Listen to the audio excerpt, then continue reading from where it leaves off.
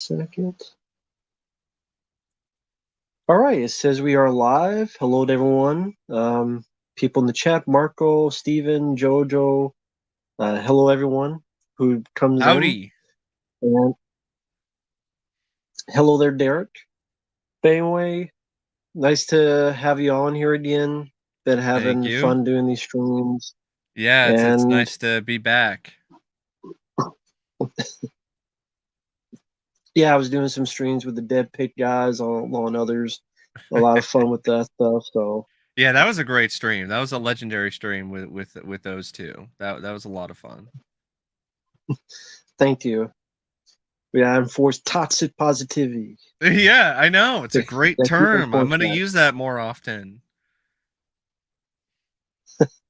Cuz I saw Scream I don't. 6 and I don't Yeah, get, the reviews that say the best Scream since the first movie or perfect or groundbreaking, fresh.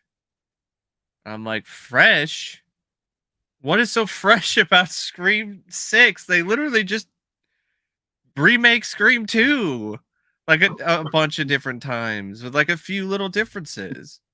Like even the stuff with the ladder, like you said in the trailer, when you talked about the trailer for Scream 6. yeah. It's like Judgment Night, but it's way more suspenseful and tense in Judgment Night. But let me say hi to some more people. Hey there, John Wilson. Hope you're doing well. The Zero Cool, John, good guy. Hope you're doing well. Derek, Marco. Let's see, the one Jojo. Hello there. Uh, let's see. Someone's asking.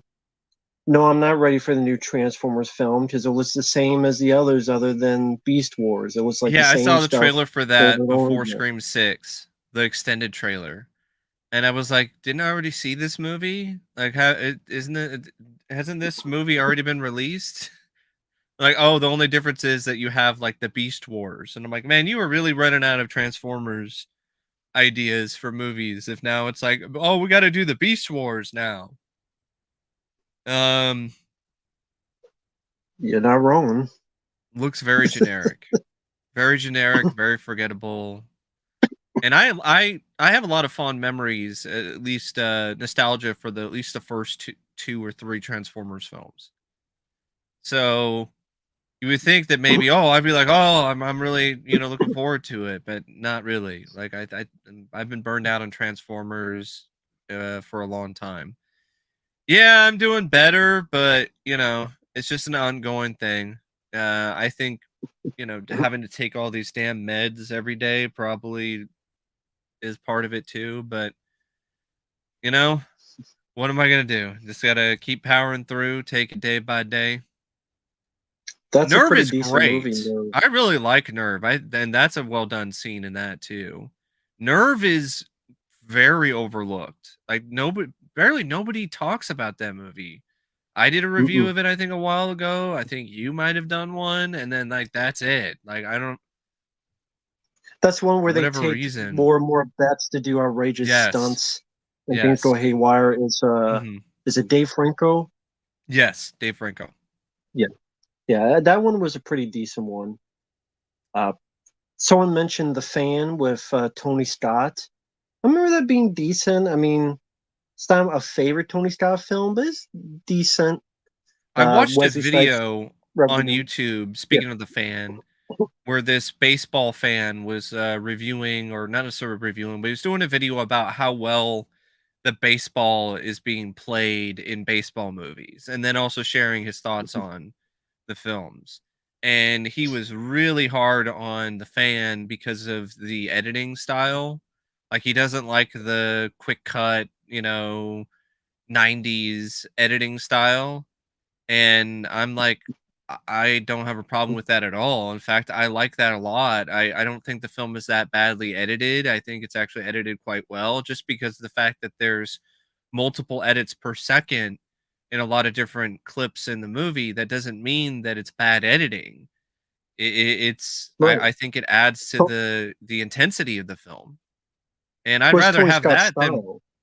boring editing. where it just looks like your average baseball game. Like, I mean, like, what is the point of hiring Tony Scott if you're not going to have his style? Top Gun has a lot of different scenes in it that have probably quick cut, like edit, edit, edit, edit, edit, that kind of stuff. Days of Thunder is definitely like that. Compare like the style when it comes to like the way that both films are shot, and they're very similar.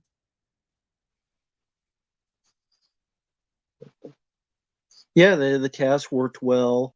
Director Tony Scott's definitely missed. Real quick, like, hey, Neopunk, Nitby, Rapper Kirby, Willfair number one. Hello, everyone. Welcome. Come on by. But yeah, the fan, like I say, it's not a film I love to death, but it's a pretty decent film. It's one of Wesley Snipes' better performances, if you ask me, is in that film. Yeah. Robert De Niro's good. And I think it's ahead of its time in terms of like the obsessed fan, because you get a lot of that nowadays, not necessarily with sports. I mean, that sometimes happens, but a lot of it nowadays is more online, social media. And that's why I'm curious about this show that's going to be coming out called Swarm. It's coming out it's actually coming out soon. I think the first episode debuts a couple days from now on Amazon, and it's about like obsessed stands, like fans, like a fan of what might as well be Beyonce, but she's just gone off the deep end. And I think that might be an interesting watch, just to see like a crazy, just insane stalker fan show with satire, because it's definitely being very satirical of stan culture and the music industry and stuff like that. Yeah, and yeah, we both like the fan. And do you think the film could have been more dangerous? Do you Yes, a think little it played bit, a little bit. Like there were some times where kind of, maybe playing a bit a safe little because too it wants safe? to be more mainstream. It's a Wesley Snipes movie, and so maybe, they just didn't want to go, a certain route. The fan finally got a Blu-ray, but it's from Mill Creek, so I've heard very mixed things about the Blu-ray release from them in terms of picture and sound quality. Like they're getting better. Like some of their TV show box sets that they've done have been pretty good, but a lot of their individual releases, it seems like it's just kind of bare bones, not much, and not really the best in terms of, transfers and audio and all that. So that's why I'm surprised well, I shouldn't be too surprised that Disney made a deal with them, because Disney's probably like, "Oh, we don't care. Like who's the first bidder? Who's asking us first for distribution rights to some of our films that aren't like straight up Disney movies? Oh, this company called Mill Creek. All right, here you go."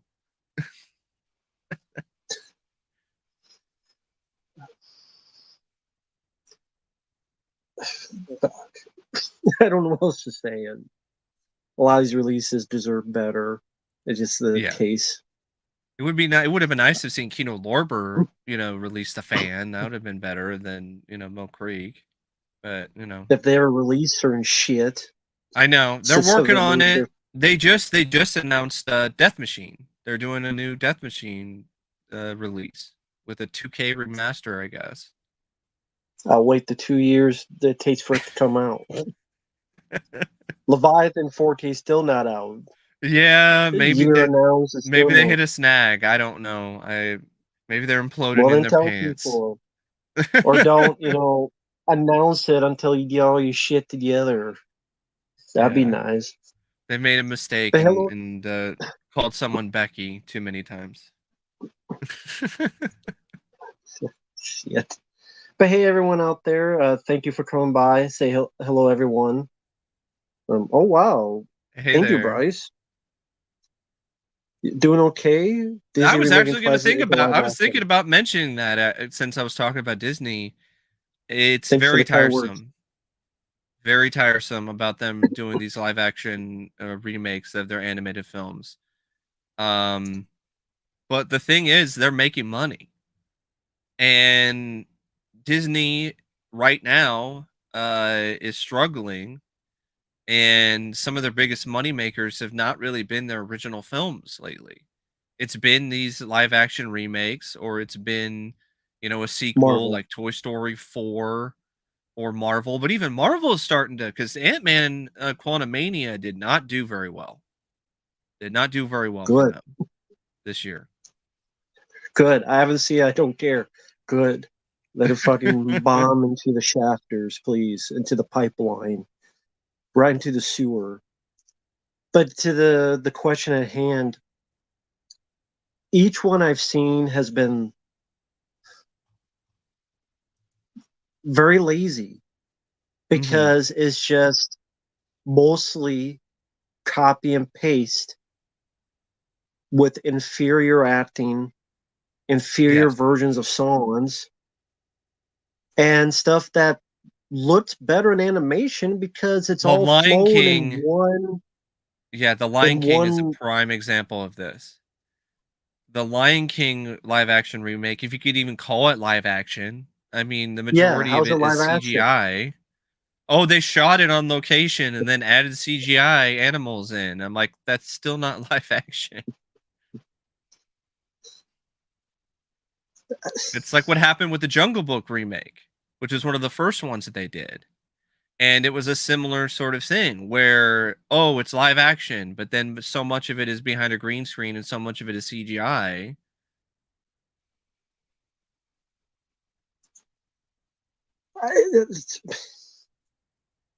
And they suck. They Yeah. suck.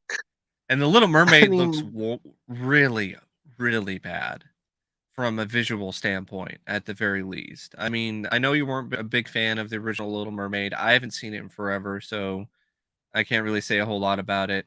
But that film was at least yeah, bright. It's vibrant. It's vibrant when it comes to its visuals. There's I agree with color. that. I agree with Here, that. like everything's all muted and dark, and when it is bright, it just looks off because of the way that they are using the lighting. And the CGI is absolutely atrocious. It looks so bad, looks so fake. The water, like I don't know. It honestly, I do buy some of the theories that I see from some people saying that Disney is writing so many of their workers so hard with these films when it comes to like the computer graphics, people, that they're just purposely just half-assing it. They're like, "Fuck it, I don't give a shit. I don't get paid enough for this." Look at that. Yeah, there you go. Man, that's crazy. But yeah, let's keep making really shitty decisions in movies, and then when no one cares, or they care less and less, then you wonder, wow, why are these people losing? It's not the people making the bad decision that lose the jobs, or they do, but they did like another job in between their butt cheeks. Mhm. See, the computer even agrees. the it's Disney got a hit when the whole, I'll say, the C to the O to the VID happened. Since Mhm. YouTube doesn't like you saying certain words, their theme parks, which is a big majority of their revenue, got hit severely. And like you said, yes, some of these movies are making money, and that's why they keep doing them, because it's the money train and not the That's one why Wesley they Snipes. announced Frozen 3 and Toy Story 5 recently. And honestly, Because the if I was recognizable. behind the company, if I was involved with, trying to figure out what projects are going to make the most money, I probably would make the Don't let same me. decision. I would take a But gasoline can and I would just do my interpretation of the crow and go, fire it up, fire it up, fire it up, burn Mickey and Minnie and everybody to the ground with a well, bunch of one of the first matches things one after the other. I would at the very least pay more attention to and do a better job with, physical media. I'd get the Rocketeer out on a special edition finally that actually has features, not some bullshit Because it doesn't anniversary screw it up edition with again. nothing. Yeah, exactly. I asked you in the video. I don't know if you heard in the video. Um, did you ever blame Kevin Smith? Like you could have done a better Q&A than Kevin Smith did. Yeah, Just I like I do. could have Like, done I remember reading. I remember. I think you told me about that initially, and yeah, I do. I think Kevin Smith does share some of the blame for that because he fucked up the D23 reunion because badly, he like cursed to the every point five where seconds Disney when wouldn't it's a couldn't put anything Rocketeer. on there because he was just cursing so much. And it's like But I like curse as much as the next side, but this is the Rocketeer. What's it rated? What's the Rocketeer rated? PG, it's rated PG. So I mean, it's like there's sometimes to be a time and a place for professionalism, but you'd Or have was to it ever PG be a 13? Like professional. it's either PG or PG 13. It's not R for sure. I think it's I want to say it's PG, Yeah, I but think it's it's like PG. Kevin Smith. I'm not saying he's the only reason, but I bet that would have been It's a used shame. Like if it's nice. It is an upgrade over the DVD, which is just a laser disc transfer put on a disc. And the Blu-ray, does have better audio and sound, but it has enough of a cult following that it should get better treatment when it comes to features and stuff like that. I mean, Joe Johnston has repeatedly said that he would do a commentary if he was ever asked to do one, and it's his favorite film that he's ever done. And who knows how much longer he's going to be around? You never know nowadays, with what's going on. So it's like take advantage of it when you can, but he they could won't. he could he could disappear like Julian Sands. exactly. I was waiting for you to say it. Yep, we're on the same frame of mind. And That's yeah, I crazy, by the way. it Apparently, is. that mountain, a lot of people go missing. I Yeah. guess, and it's just he I took don't a know why walk into another I don't dimension. know why you would even go on that mountain. Like no, I'm not even gonna touch it with a 10-meter cattle prod. No, thank you. I don't like going hiking anyway. I'm definitely not gonna go hiking on that fucking mountain.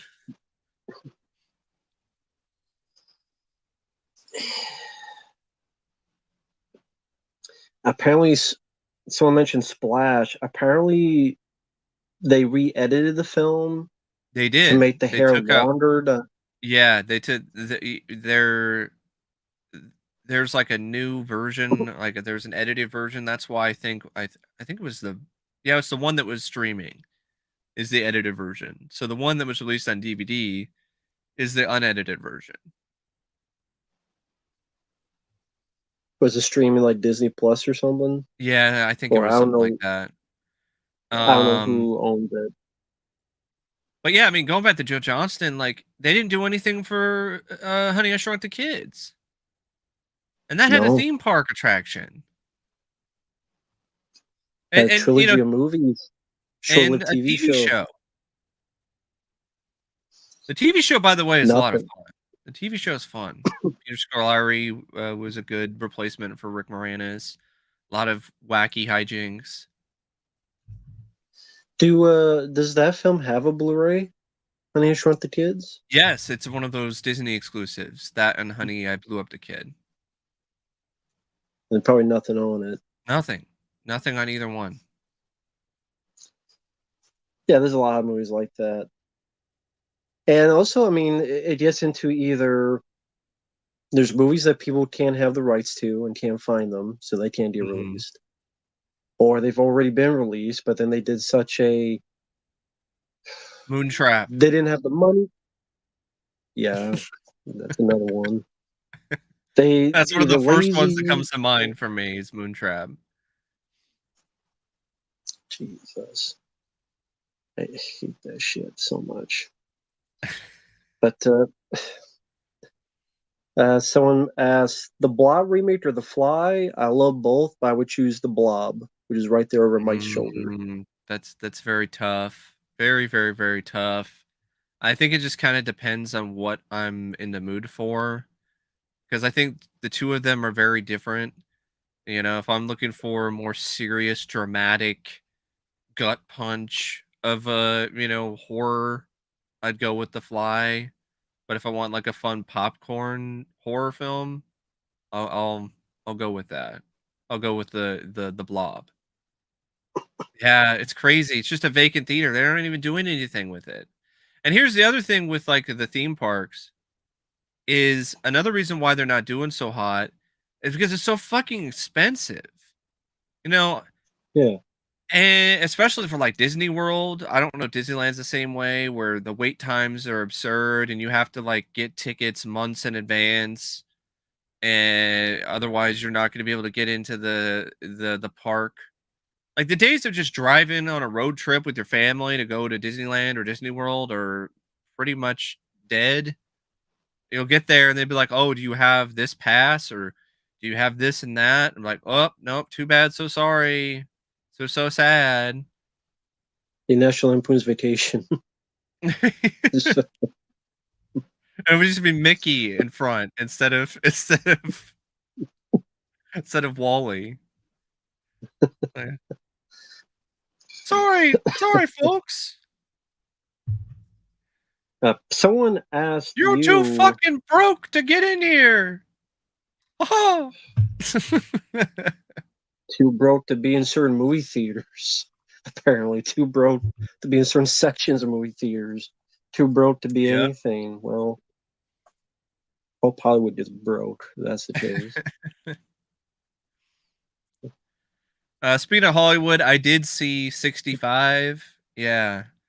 Um, very mediocre. I don't think it's as bad as some critics are making it out to be. Like people are saying, "Oh, it's one of the worst films," and it's just terrible. And I'm like, it's not terrible, but it is Fancy very Skidmore. mediocre.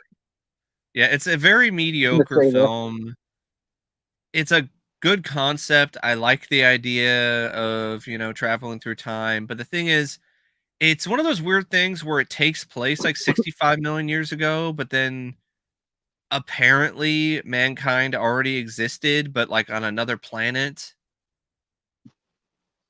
And that's how Adam Driver winds up on Earth 65 million years ago. It's not actually a time travel thing. Someone says, "You I don't know boring." if I would say it's boring because it's like only like an hour and 20 something minutes without the end credits.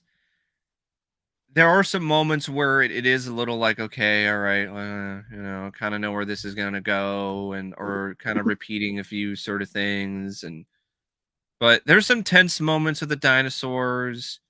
I like the connection that builds between the girl Koa and the lead played by Adam Driver, and I also feel the actress who played the little girl did a good job.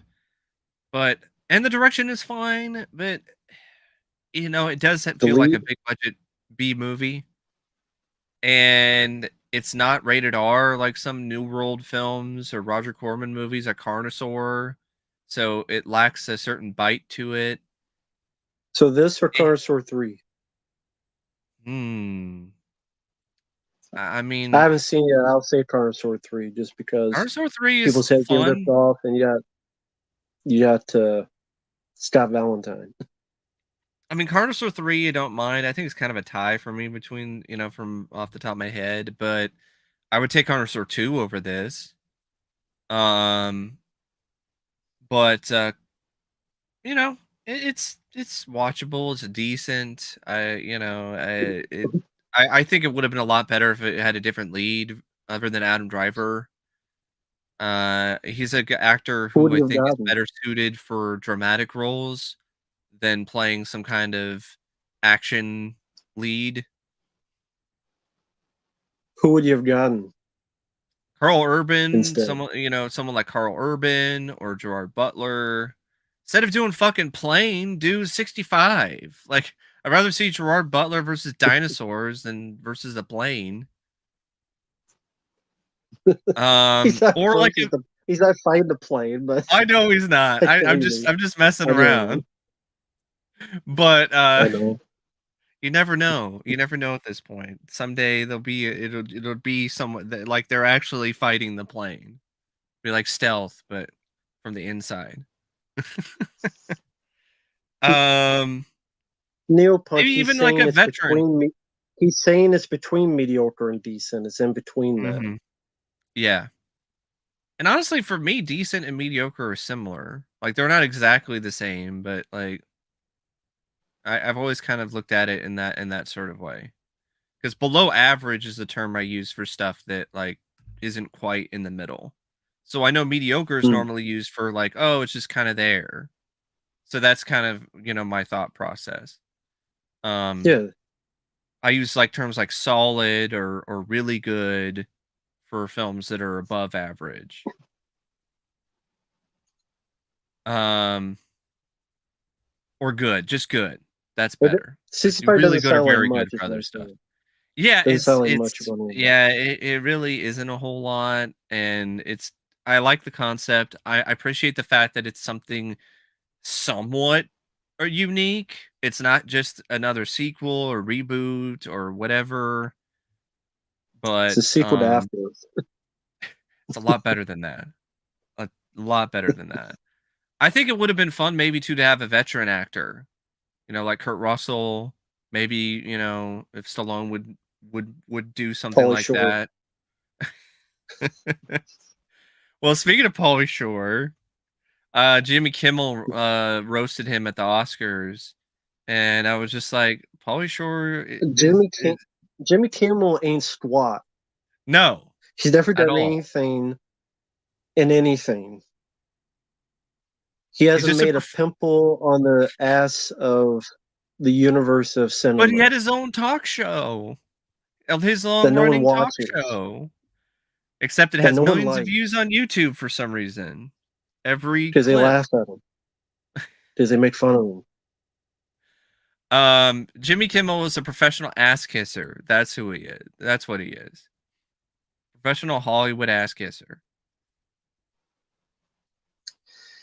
Someone asked about Angel Heart. I do like the film. I probably like it a little bit more than Mike. I don't I want love to it. give I that would definitely put another I Jacob want to give it Blatter another over it. watch.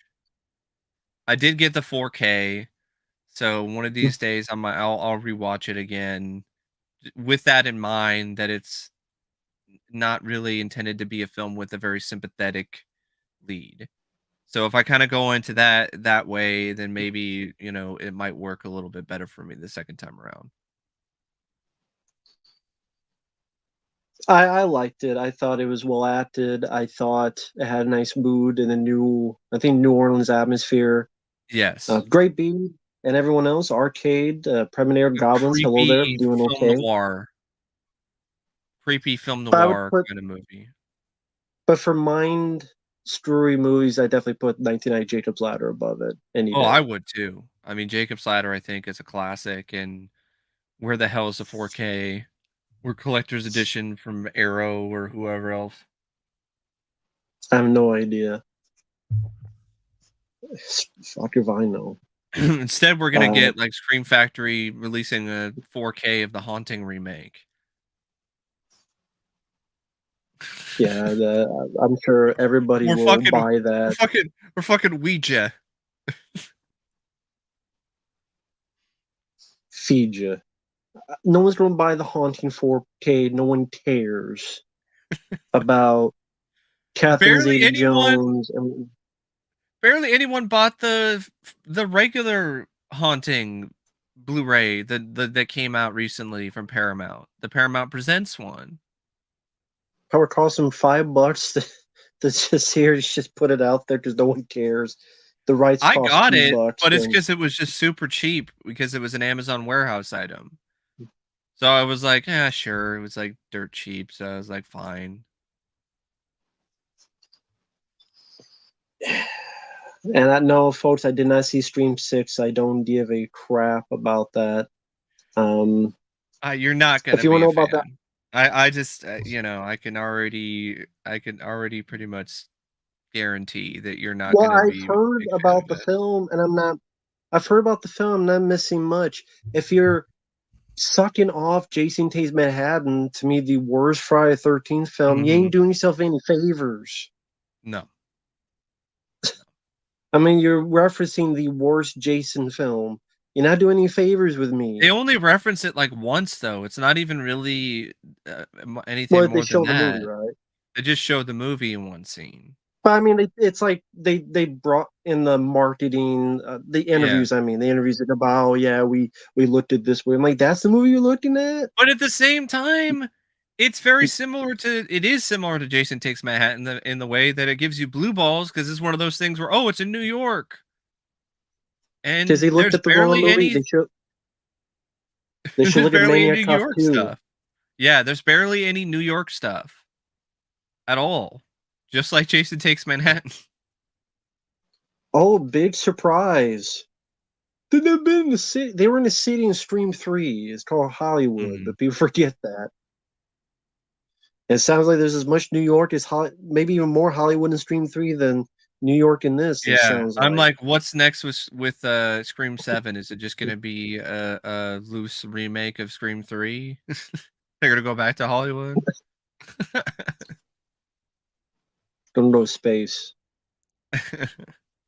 with Vin And Diesel.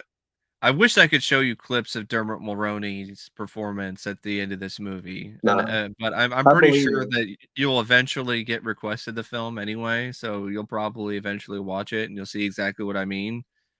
He was so fucking terrible in this movie. Well, I don't know Maybe took what the fuck peyote happened. before Yeah, that's what I'm doing it. saying. It's like, stay Took in a the lot of spirit world, peyote. asshole.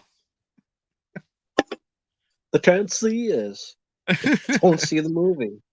It's like I wish I couldn't see. It was embarrassing. It was so embarrassing.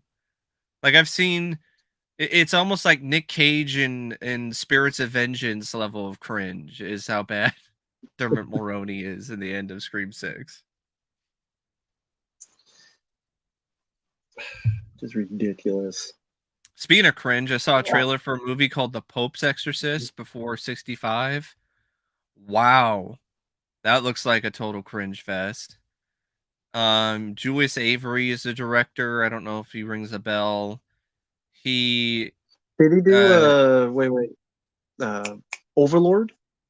oh, it is. Oh my Is it, god, it's the guy who did Overlord. That's sad. Director of what were you Overlord. going to say? The Stallone film, Samaritan. Oh, he did that too, which yeah, I saw that and wasn't much. There was a The Pope. Robocop arcade game in one scene in the lair of the villain, but I don't know what it is with Robocop stuff and some of those like these like there was a Robocop arcade game machine in Samaritan. Some guy was wearing a Robocop shirt in the blue is the warmest color. Like Okay. some like one of their friends was just wearing some Robocop shirt for some fucking reason.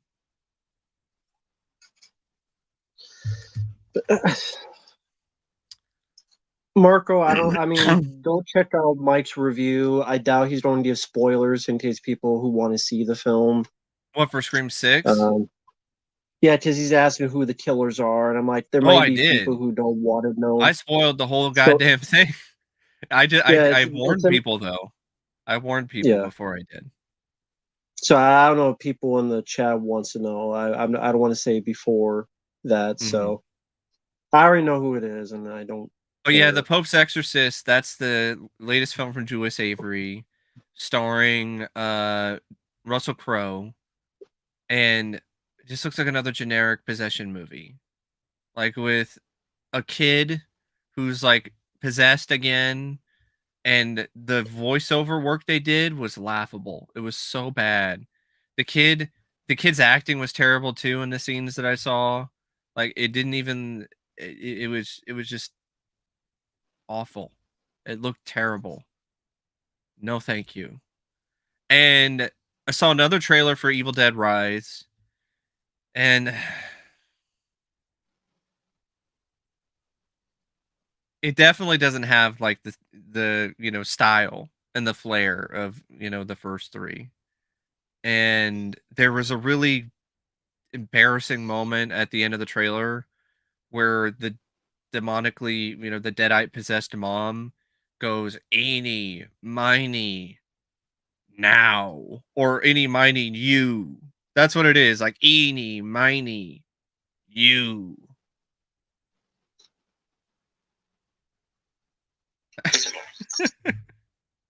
I was like, eeny, miny, you? That's fucking dumb.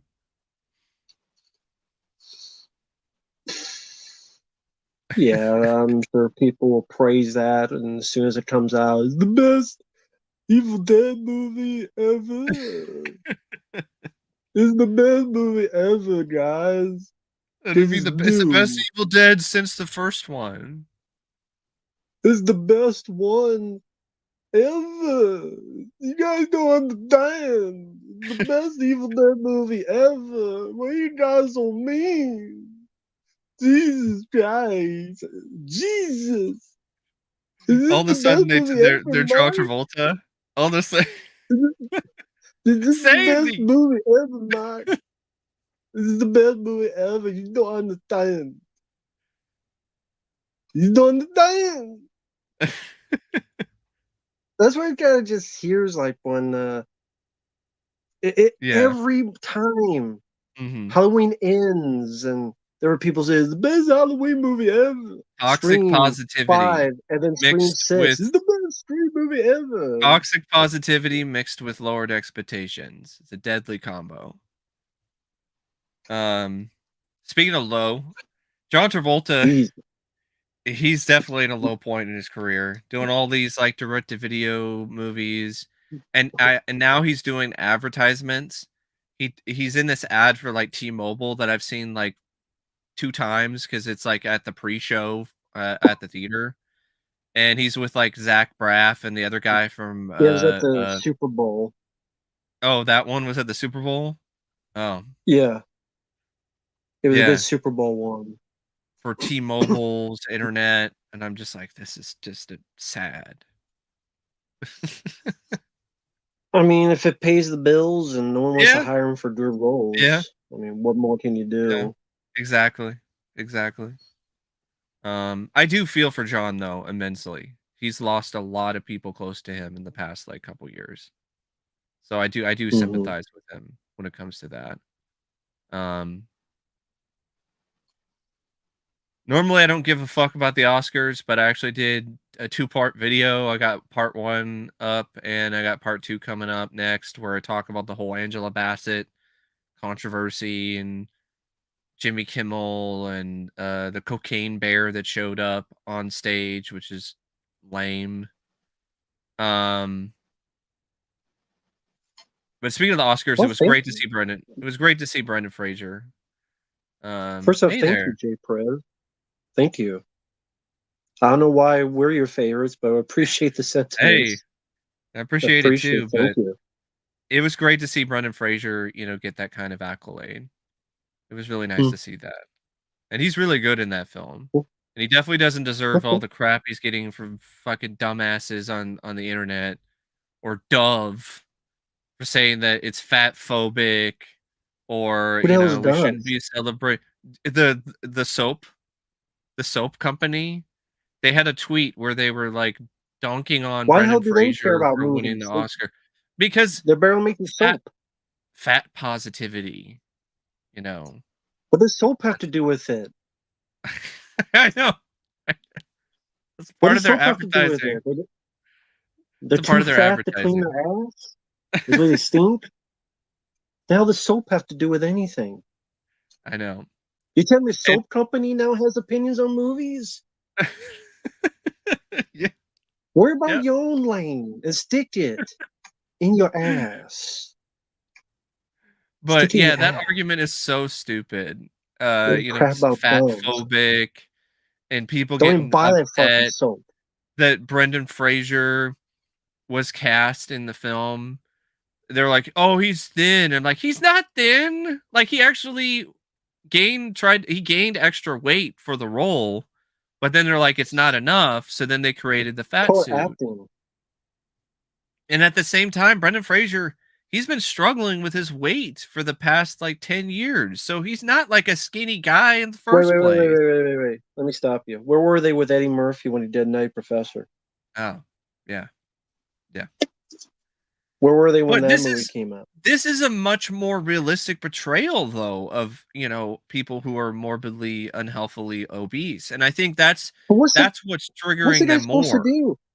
Get incredibly unhealthy because being that size is unhealthy. And I'm sure I haven't seen the Yeah. film, but I bet that's one of the ordeals in the film is being that big is unhealthy. I Yes. would He's got assume. 5 days to live.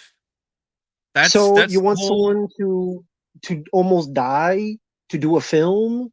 Do people not have brains? Oh, I know people don't have Yeah. brain cells, but are IQs being more sharply dressed away when I'm Mhm. away and you away and everybody's away? Dressed up into a diaper with a bottle in their hand, should Yeah. walk off a damn pier. People are fucking Uh-huh. stupid. I know. I Fucking agree. dumb. So I'm like, this is just a ridiculous controversy. And I think they're triggered because the film portrays being this morbidly obese as the reality of what it is. It doesn't portray it as being positive, and that triggers Because them. it's not. It's unhealthy. You're going to die. Your feelings in your body don't.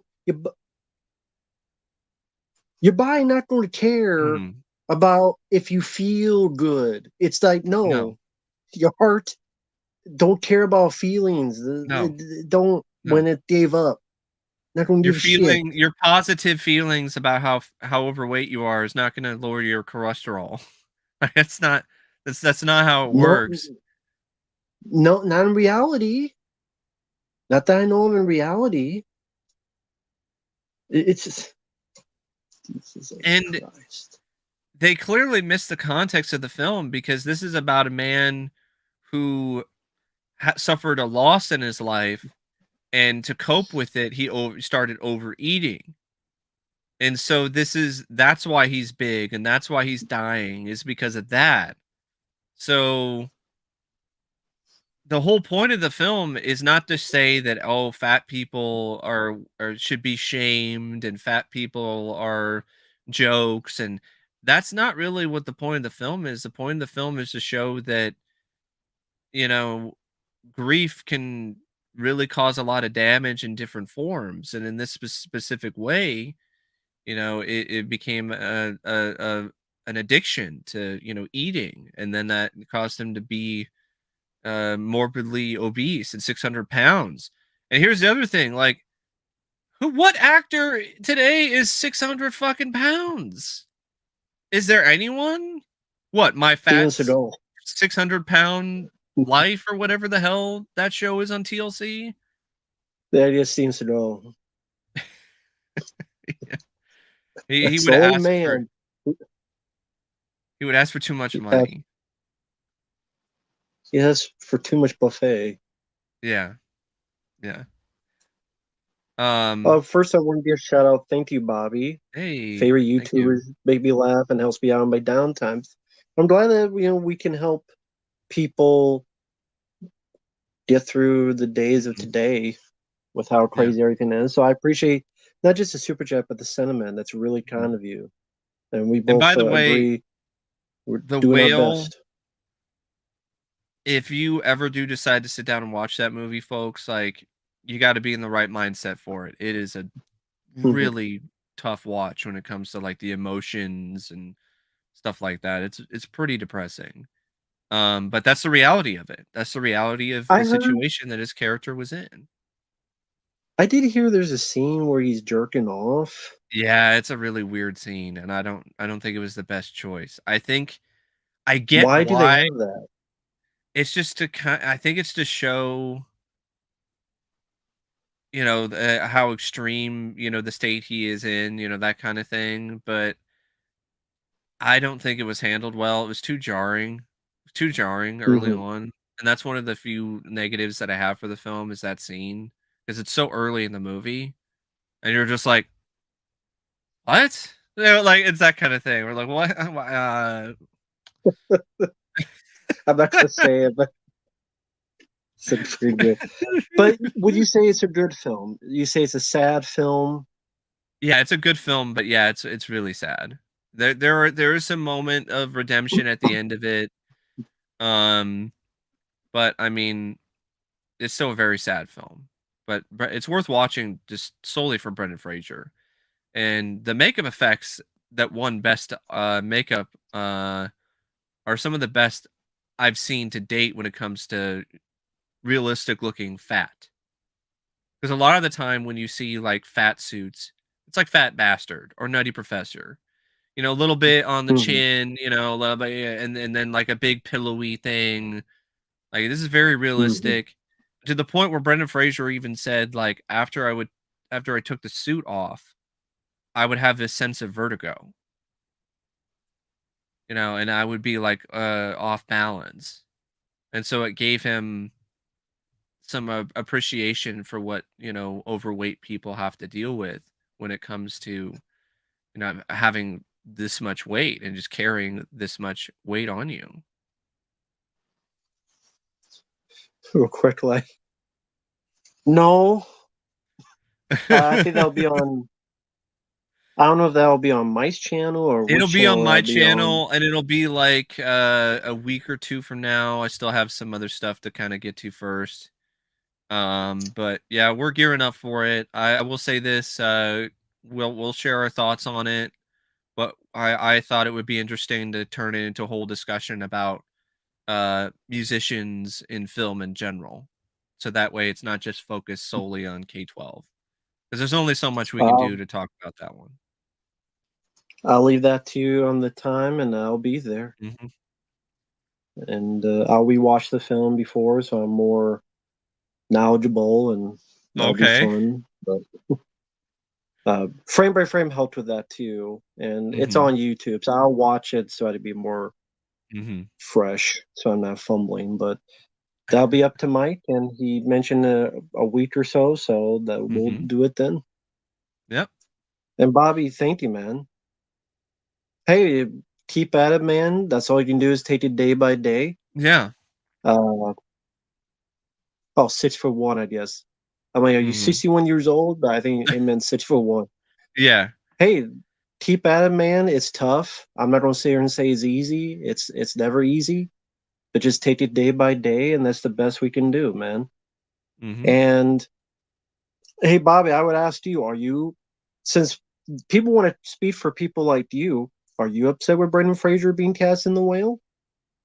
I have a feeling you'd say no, but you could be honest. And if you say no, then why are these other people talking for people when they should stay in their own lane and Hmm.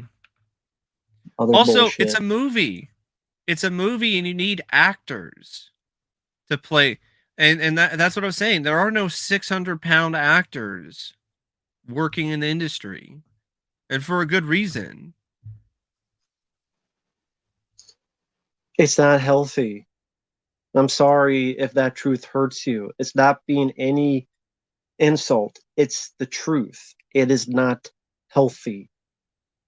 That's why people work hard to do it, not just for your mental being, but your physical being. I mean, just saying, not trying to be mean or rude. It's just Hmm. what happens. Yeah, Real quick, it's like, thank you, Jay what it Perez. is. What new Freddy poster? That's a fan poster. It's not actually a real poster.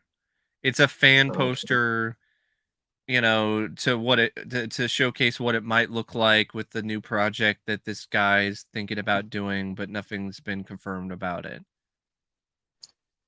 You know that's going to happen eventually, Oh yeah. and that's the sad I thing. mean, we're getting the Exorcist trilogy.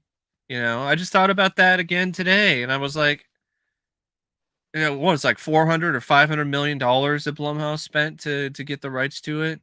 And I'm like, Halloween made sense. Nightmare on Elm Street makes sense. Hell, even Texas Chainsaw Massacre makes sense in terms of making more of these movies. Not Exorcist to me. doesn't make sense at all.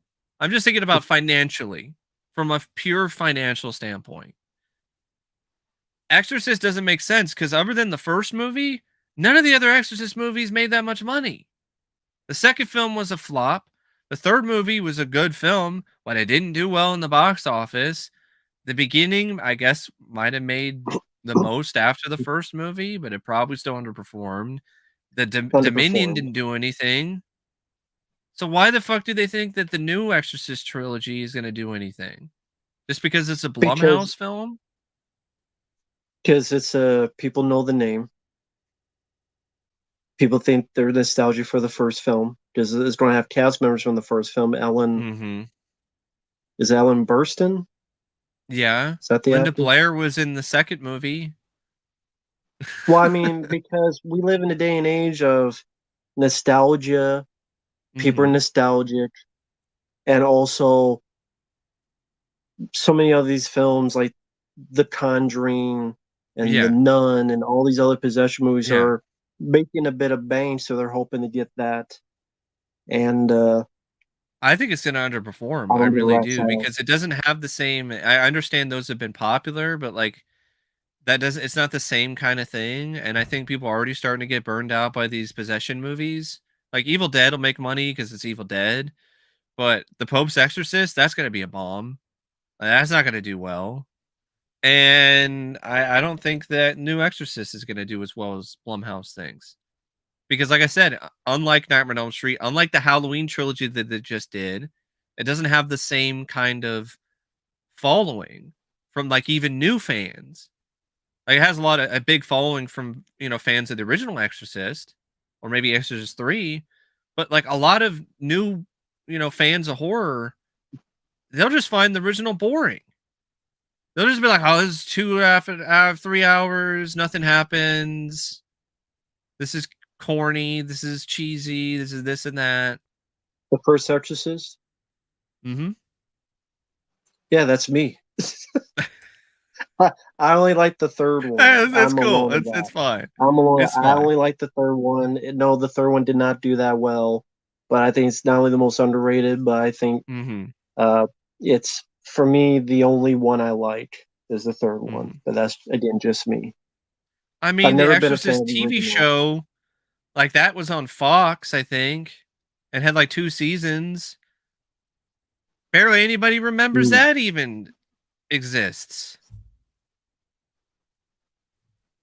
Unless for like diehard Gina Davis fans, that's probably Yeah, I probably where the forgot majority of until you people mentioned it. remember that show. Until you mentioned, I forgot about that. Oh,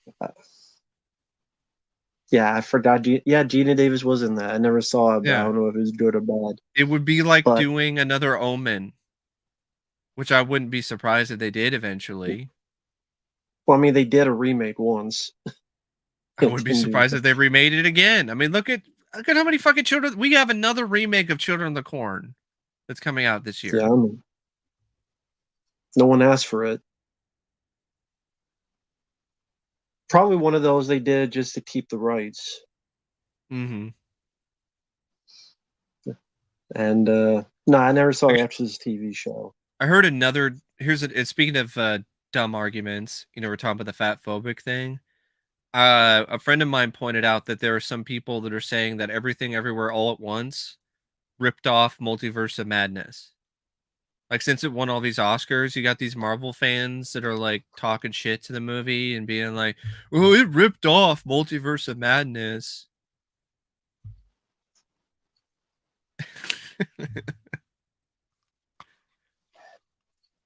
they're just upset that Angela Bassett didn't win an Oscar for her overrated performance in Wakanda Forever. That's why. The only thing that got ripped off is their brains. Their brains got ripped off. Return the seller, return the sender, do not pass go, do not collect $200. Their brain cells got ripped I mean, off if you because like they got into a Multiverse of Madness vacant and you're a lot. Marvel fan, that's fine. But there, it's not like that film is the first movie to ever have a multiverse or ever do anything with multiverses. There's been other films that have had multiverses in their plots long before Multiverse of Madness. It's not like it's a thing that was solely created for that film. I mean, you got shit like Crossworlds with Rucker Hauer.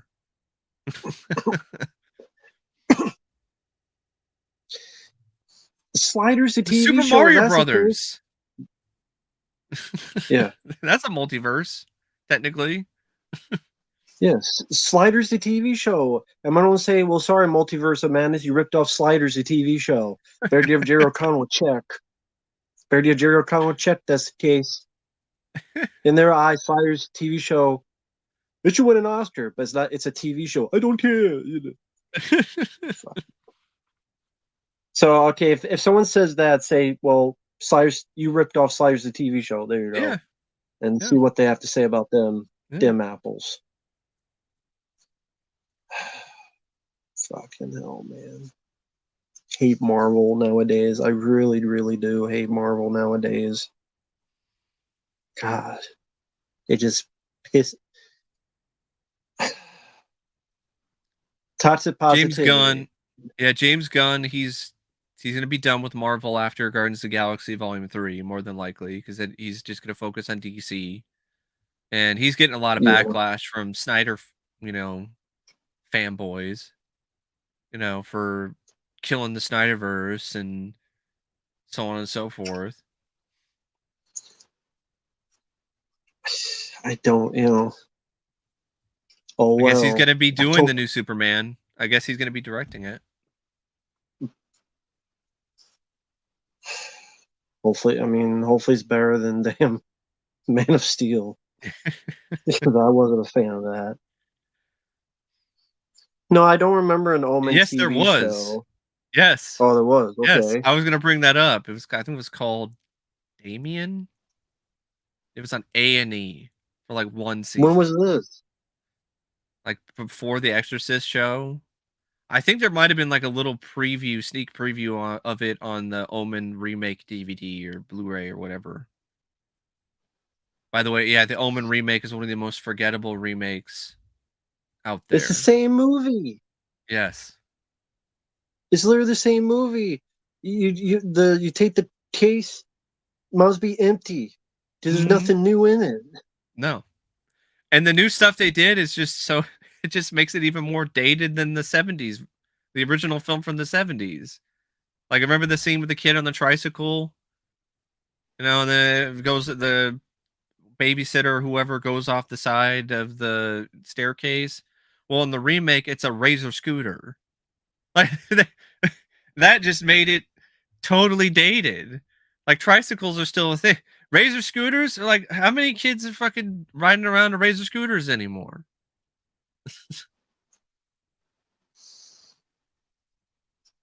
I don't know. Yeah. Ask the balcony. I don't know.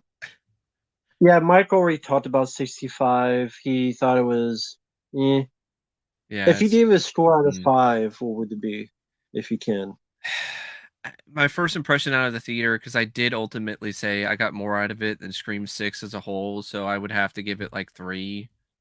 Like a time waster. I could watch it for the dinosaurs, for the tense moments with the dinosaurs, in the shadows or going after the two.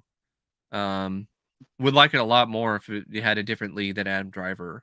And also, stop having so many scenes where your lead hero is constantly losing his breath. Like, there's like 3 or 4 different scenes of him like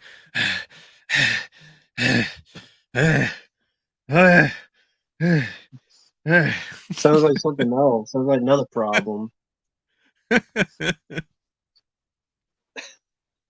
I'm laughing because I saw movie news. Yeah. Fucking Willow. The Willow show already got canceled. Yeah, it got canceled. Yeah, it did. After 1 year. I didn't see it. I've heard the worst things about it. I don't know if Burgle Cut is in it, and if he's not, well, that might be why it's canceled. Like, the actor who played that character, I saw him in Hardware, because I rewatched Hardware recently, the Richard Stanley film, and he's actually in that movie. He's in Hardware as the like tech guy who's like hacked into a computer and found the details of the prototype, the robot, the Mark 7. I was like, hey, it's Burgle Cut. Yeah, eventually I'll probably sit through the Willow show, but I'm expecting I'm gonna hate it because I love Willow. Willow is arguably probably my favorite fantasy film. So from what I heard, they do the deconstructive bullshit again, and Willow's a loser, and I'm just like, stop. Always losers.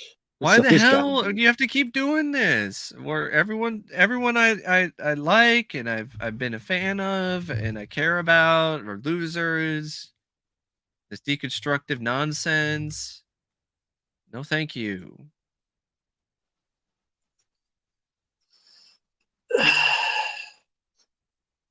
Maybe you should not give a middle finger to fans, and then maybe it would have Mm-hmm. lasted more than one season. Mm-hmm. Instead of Mm-hmm. playing your games, your political games. Sounds like a Yeah, because song, political games. that's what I heard a lot Playing of all the your Willow show political games. is representation and identity politics to the max. Like the Lord of the Rings show, which a lot of Lord of the Rings fans aren't happy with. Which is Yeah, I kind of didn't watch it. ironic since Willow is considered to be like a knockoff of Lord of the Rings by a lot of people. So the Willow show and the Lord of the Rings show, Rings of Power, are similarly bad when it comes to their identity politics. Someone's asking real quick. No, I have no interest in seeing Shazam 2. Yeah, I'm not seeing that in the theater. Looks very generic. And it's another one of those Yeah. instances where I just I know this in the Shazam comics, the Captain Marvel comics, the family is a thing, but I'm just not interested in the family as much as Zachary Is Vin Levi Diesel in as Shazam. That's what I just want to see that. I don't want to see him more of him trying to deal with the threat or whatever on his own, not needing help from like his entire family. it? It's like too many characters, too many things to focus on. That's one of the things Vin about Diesel. Shazam that I wasn't a big fan of is like once it drifted away from Billy and Shazam and then it became the family thing. Nippy, he said Lord people said it was a knockoff of Lord of the Rings. Yeah, or the rings. Back in the day people said that. And as for Shazam, I didn't mind the first Shazam for what it was, Yeah, it was okay. but I'm tired of superhero movies. I'm tired of comic book movies. I'm just sick and tired of them, and nothing in the trailer looked interesting. I don't give a rat's ass. Mhm. I don't want. I'm tired of those type of movies. There's that type of movies I grew up with. That type of movies I love. Yes, there are a chunk that I do like, but I'm just tired of seeing them. It's old. It's tiresome. It's hey, you like this cereal? Sure. Do you want to eat it every single day? No. And now it's old and it's worn out and needs to be thrown in the dumpster. Mhm. Let's reinvigorate some stuff. It's I mean, tiresome. Samaritan that had potential, but like even that was generic. And that had potential to be something different. I definitely Yeah, screwed feel up. yeah, I wonder what happened with that movie. I really do because it seems like a film like they might have changed something for we're going to release in theaters, so it needs to be PG-13. But then like It's probably why it got disappeared from his original schedule, and then they probably turned mhm, it to PG-13 and cut scenes yeah, out, and there you go. But I mean, for people who asked, nope, no one's requested Stream Six or these other new films. So oh just wait. I don't know. Eventually. I know they did Cocaine Bear, so that's streaming now. So Yeah, cocaine. Mike hasn't seen Cocaine Bear. I thought it was. I did I'll the give it a review shot for those someday. ones. It was there. It was less about the Cocaine Bear though, and more about Hmm. other the drug deal. It, Yeah. it felt like it was like 70% drug deal, 30% Cocaine Bear Hmm. in a film called Cocaine Bear. I would Why say out does of the Shazam look so 2023 old? films Because that I've seen so far, I would yeah, say the unrated version of Megan is probably the one that I like the most. I didn't see the theatrical cut. I saw the unrated cut. And that's not saying I much. think I don't think it was great. I like it more than Matt does, but I'm not like, oh, it's a great I movie. did Like, not. no, not really. I hated that film. Not a fan. And that's Fuck fine. Megan. But that's another one where we could be like, hey, all you do is agree with him, and be like, well, I actually didn't mind Megan. I thought it was. I guess the movie I didn't mind was probably this year, Hmm. Knocked at the Cabin, which is sad Okay. that a M. Night Shyamalan film is actually the most decent Yeah. film I've seen. Well, he didn't write it, But yeah, so that's the well, big reason for he it. did write it, but he was one of three writers, Oh, okay. And and the it's two based are on a new book. guys. I think they It's helped, also based on a book. It's based on an established story, so that but probably it's helped a different from the lot book. too. Hmm. I looked up the book; it's different from the book. Actually, I like the way it ends in the movie more than the book because the Hmm. book's a little more depressing. Hmm. But yeah, Knock at the Cabin Sally is sad. Well, thank you, Justin W. Uh, I have not. I don't care about the show, The Last of Us. I have no interest. I heard it's a masterpiece, but I don't know. I don't know. Yeah, I don't care. Pedro Pascal, I don't like as a human being. Liked him in The Mandalorian as an actor, but some of the stuff the guy says is moronic. And I could overlook it like some other actors in other movie roles, yes. But if I'm indifferent on the game, I didn't love it like everybody else did. I don't. Hmm. I played the game once. I stopped because I got bored. I didn't care for the combat system. There's many other games I prefer, so I don't care about a TV show when I don't even care about the game itself. I mean, the plot might as well be The Walking Dead again. Hmm. And I know it's like the game, but it's like that's a tiresome plot as well. The zombie apocalypse when you had like 15 seasons of The Walking Dead and Fear the Walking Dead and I'm on The Walking Dead and Under the Walking Dead and Through the Walking Dead and what the fuck else of the dead. uh, She Devil of the Dead, starring Roseanne Barr, what in her dead career.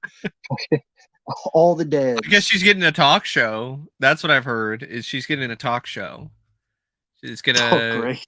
it's gonna be competing with The View. So you're gonna see Roseanne Barr's show and then The View like right afterwards. That's a 180. Just two different. Jesus.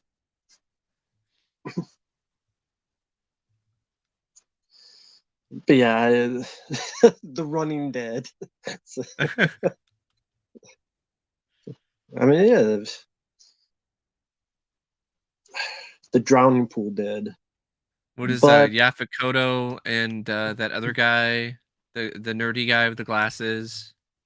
Are they gonna come back in the running dead? sorry about that, folks. Let me get to the Or chat. all the stalkers that died, fucking Christmas tree, light bulb head. I mean, better plot than I've seen in some of these movies, Speaking of Sally. Schwarzenegger, did you see the clip of Fubar? Did you see that? No, I just remember the teaser that didn't really show anything other than Arnold getting hit in the balls. That's what I'm talking about, like the teaser. Yeah, Oh, okay. It didn't really show anything other than he got hit in the balls. I know. That's all it I showed. don't. So it's I hard to judge mean, it because it didn't show but at anything. the same time, I mean, they showed that. They showed him get hit in the nuts. Schwarzenegger is back and he's emasculated and nutshotted. Like, how is that a positive? Like, I'm automatically not. I was already not interested in the show to begin with, and now I'm like, well, fuck that. Like, why the fuck would I want to see that as a fan of Schwarzenegger? Him getting embarrassed and nutshotted by Fortune Feimster, of all people. I don't know. And then, of course, even prior to that, it's him doing the same shtick from Crap Like Killing Gunther.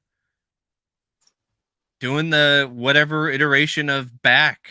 I'm back again. It's like, I'm tired of that.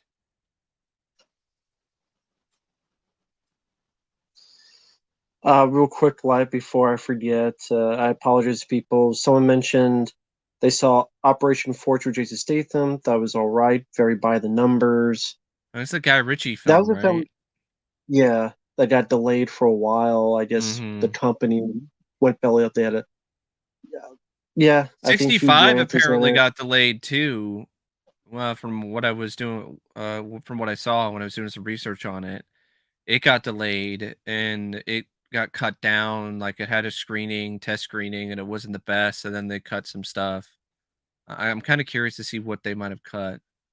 Probably some Hmm. story elements, more than likely character development. And someone's asking, uh, what was the question? This is from Mike. Do you dislike Clifford or Leprechaun? I like, I don't mind Clifford the Big Red Dog, but yeah, I do very much dislike Martin Short's Clifford.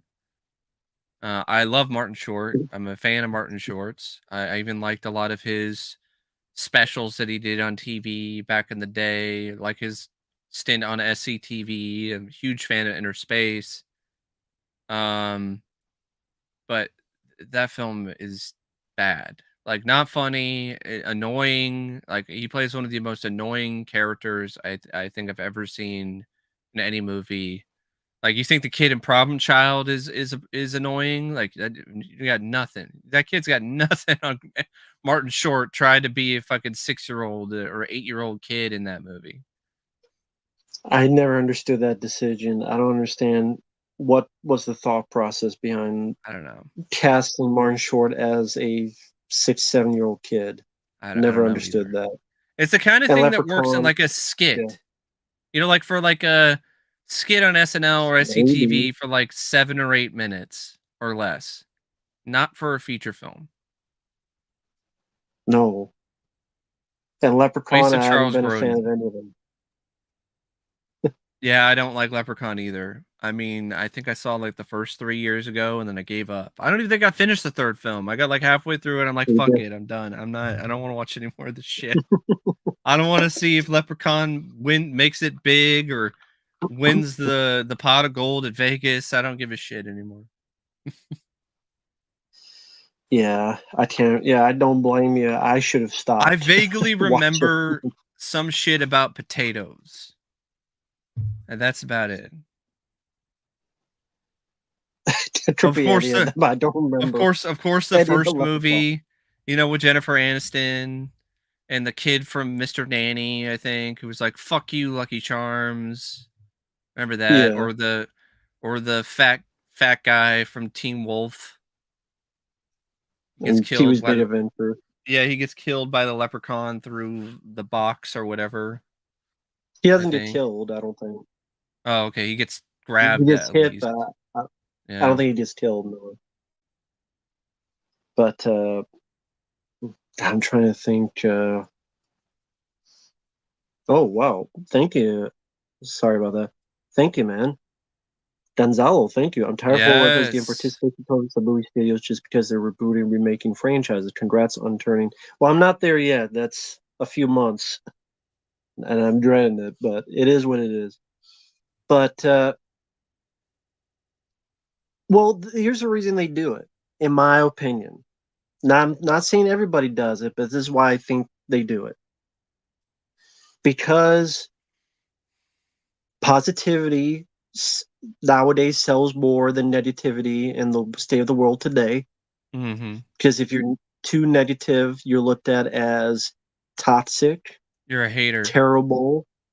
You're, yeah, all those. You're. There's another word I'm thinking of, but so if you're more positive, Pessimistic. then yeah, and people look at your website more, look at your organization more, maybe get more interviews, maybe get more deals, maybe get more advertising, maybe get more, maybe be in a movie, maybe you Mm-hmm. get to, who knows what else could happen. You get to invited, you grow bigger. So it's stuff that people want. If you're critical, you will get people mad and pissed. And there's some people that, yeah, I don't like it, but I'll just give a soft layup. I'll give a, what's in baseball when you do it very loose and you Oh, I give them, forgot. I forgot. there's a term for it. That's what people do because I don't Soft want the heat. pitch. Maybe it's a soft pitch. Maybe that's what it is. Possibly. Yeah, something like that. And they don't want the heat. They don't want to be in the kitchen. They want to get the heat. It's like I'll avoid that and I'll be softer on it than I would, Yeah. softer on it than Yeah. it should. It's like it's what happened when the Ghostbusters reboot in 2016 with so many reviewers. Like, oh yeah, it wasn't that great, and I really wasn't big on it, but good for the girls, and you know not that bad, and go see it. But it's still one of those things where most of those critics are probably like, this sucks. This is not funny. Yeah, like a soft toss or whatever. Whatever. They can Hmm. toss my salad. I'm tired of that shit. Fucking, Like, whatever happened to just be it's honest? Like ridiculous. Cisco and Ebert, they used to be like thumbs up, thumbs down. Like they weren't always like, hey, or and weren't always like Fonzie in Happy Days, like, hey, that wasn't like Hey.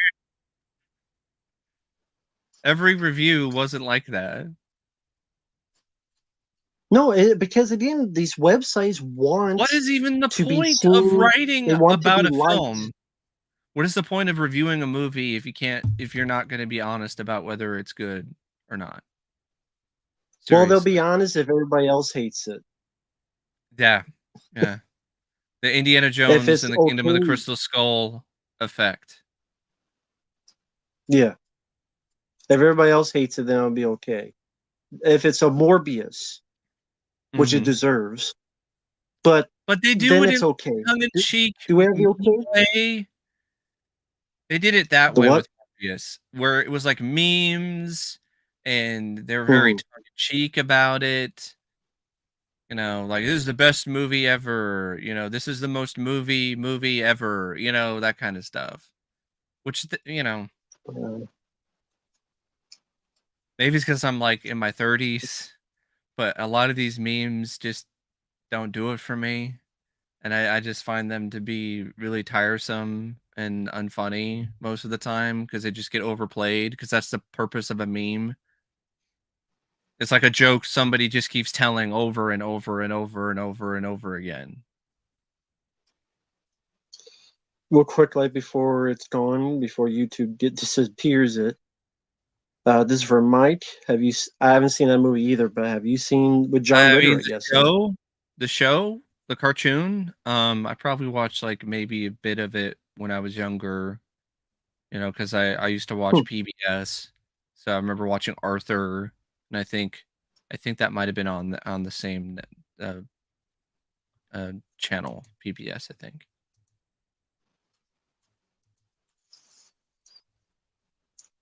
But yeah, I never With the seen horror that. So I genre, can't say anything about I'm it. more interested in like something that's coming out later this year called The Blackening, which is like a satire of like tropes and horror films, and it's actually based on a skit from like I think like a few years ago, but it actually looks fun. It actually reminds me a little bit of something along the lines of Scary Movie, but Scary Movie 1 and 2, not the other ones. Like, you got a cast that has a lot of personality and charisma.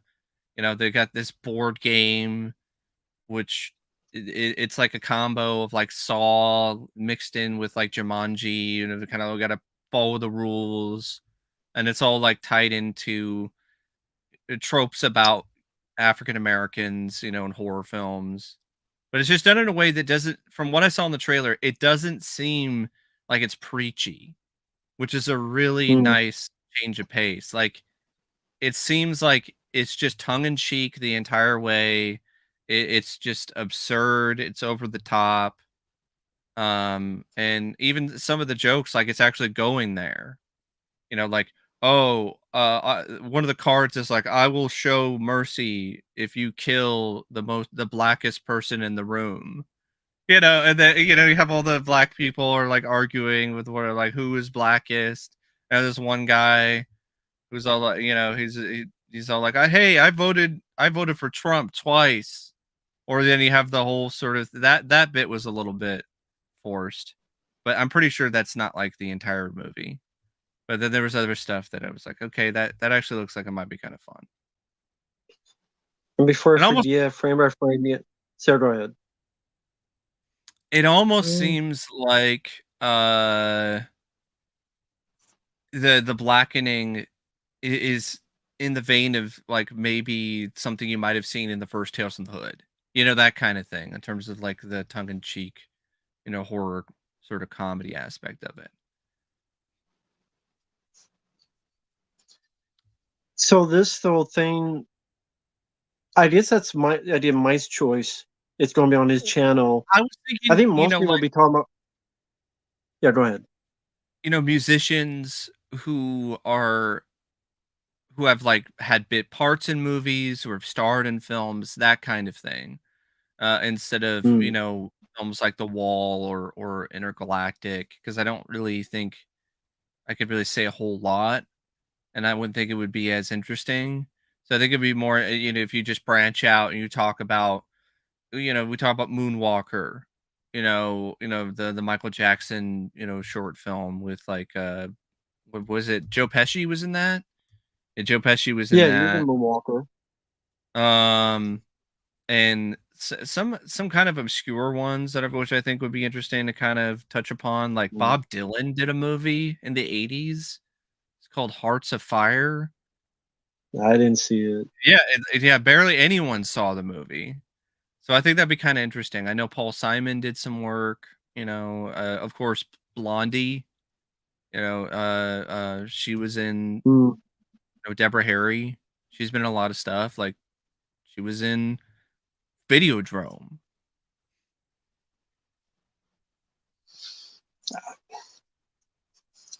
Well, I mean, like I said, I don't know anything about that, so I'll leave that movie up to you. But yeah, I'm sure we'll be talking about K-12 and stuff.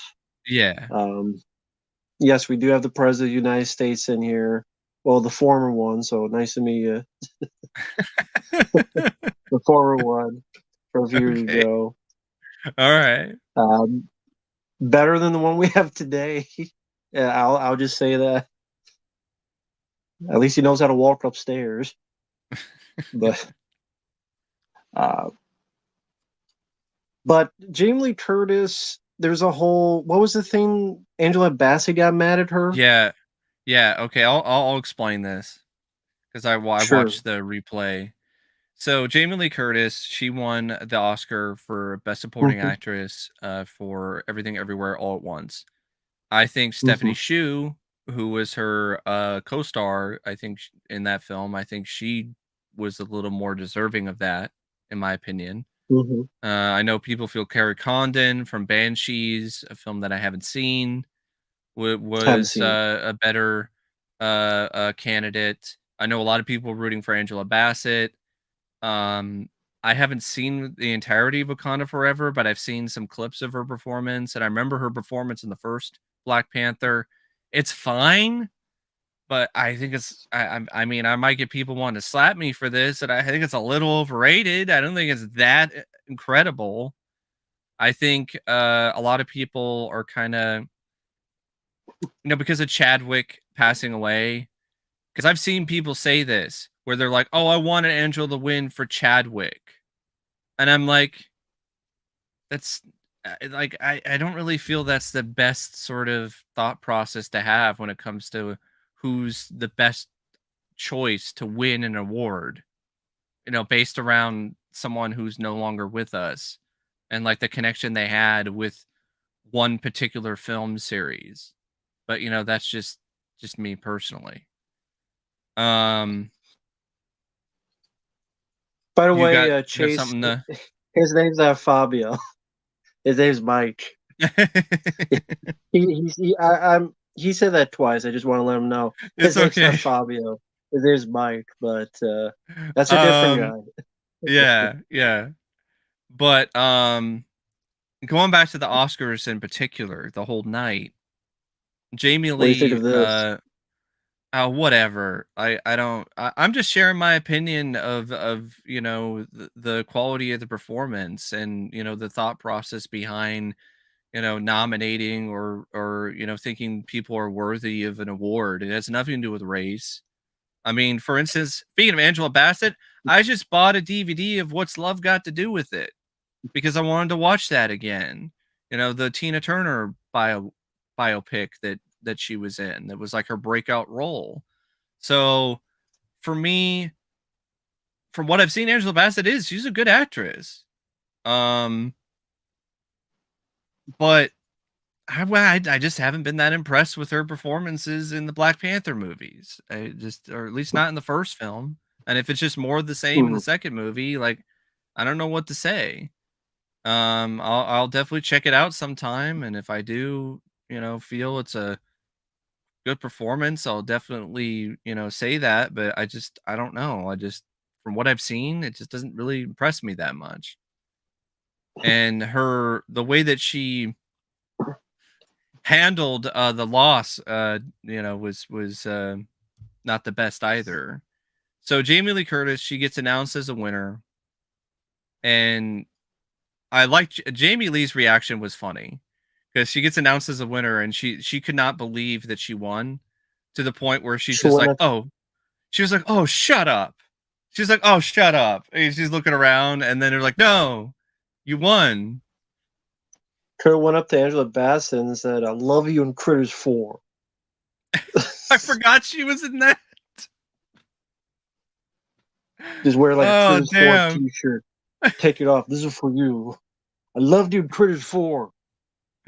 Oh, man. The spaceship. That's the film you should bring up to people who say this on social media. Angel Bassett's been great in everything she's ever been in. I'm like, Critters 4? I actually like Critters 4. I like it more than some of these other movies. But it's not a film I would defend, but Yeah, it's I not could like her watch it. performance is amazing in that movie. That's what I was kind of mentioning, is that people And are like, someone's she's great in asking, everything. I don't care about the Oscars. I don't. Hmm. So I know who won. I did see Mike's video. He did a good job with it. But yeah, Angela I Bassett, don't the care. controversy with her is that when Jamie Lee Curtis was announced as a winner, the cameras caught her just sitting there with her hands Mad. by her side, not clapping, not doing anything. She didn't even stand up and applaud. At least the cameras didn't show that. And what's unfortunate is Angela later on in the show, when Austin Butler was seated beside her, and Austin was waiting to see who's going to be announced for best actor. She was actually holding his hand and being supportive, and she was still supportive for him after it was announced that Brendan won instead of Austin. And that's what makes it so unfortunate that like she had that there was this very visible, you know, display of pettiness, when it comes to like Jamie Lee winning and her just like sitting there and not really, and just seemingly, visibly very upset. And I get, people react differently and so on and so forth, but damn well if the roles were reversed and Jamie Lee Curtis was sitting there with the same, sort of reaction when Angela won the award, like Jamie would get canceled into oblivion. So I'm just, if you're gonna talk about it, I think just be more balanced. Don't do this hypocritical sort of like, oh, this is okay in this instance, but it wouldn't be Angela acceptable in the other instance. Angela Bassett was being a big baby. You didn't win. Why? It's not like it does anything. I mean, look at Cuba Gooding Jr. What he won, and look Yeah, where he went to. yeah. His Boat trip. slate of movies. Boat he trip. he went on a boat trip. That's what happened. And like I said, I never care about the Oscars, and I just don't. I like Brendan Mhm, Fraser as an actor. It made him happy, so that makes me happy. I like uh Kihor Kwan. Is that how mhm. they pronounce his name? Yeah, I I think it's like him as Ki an Hu Kwan, actor. yeah.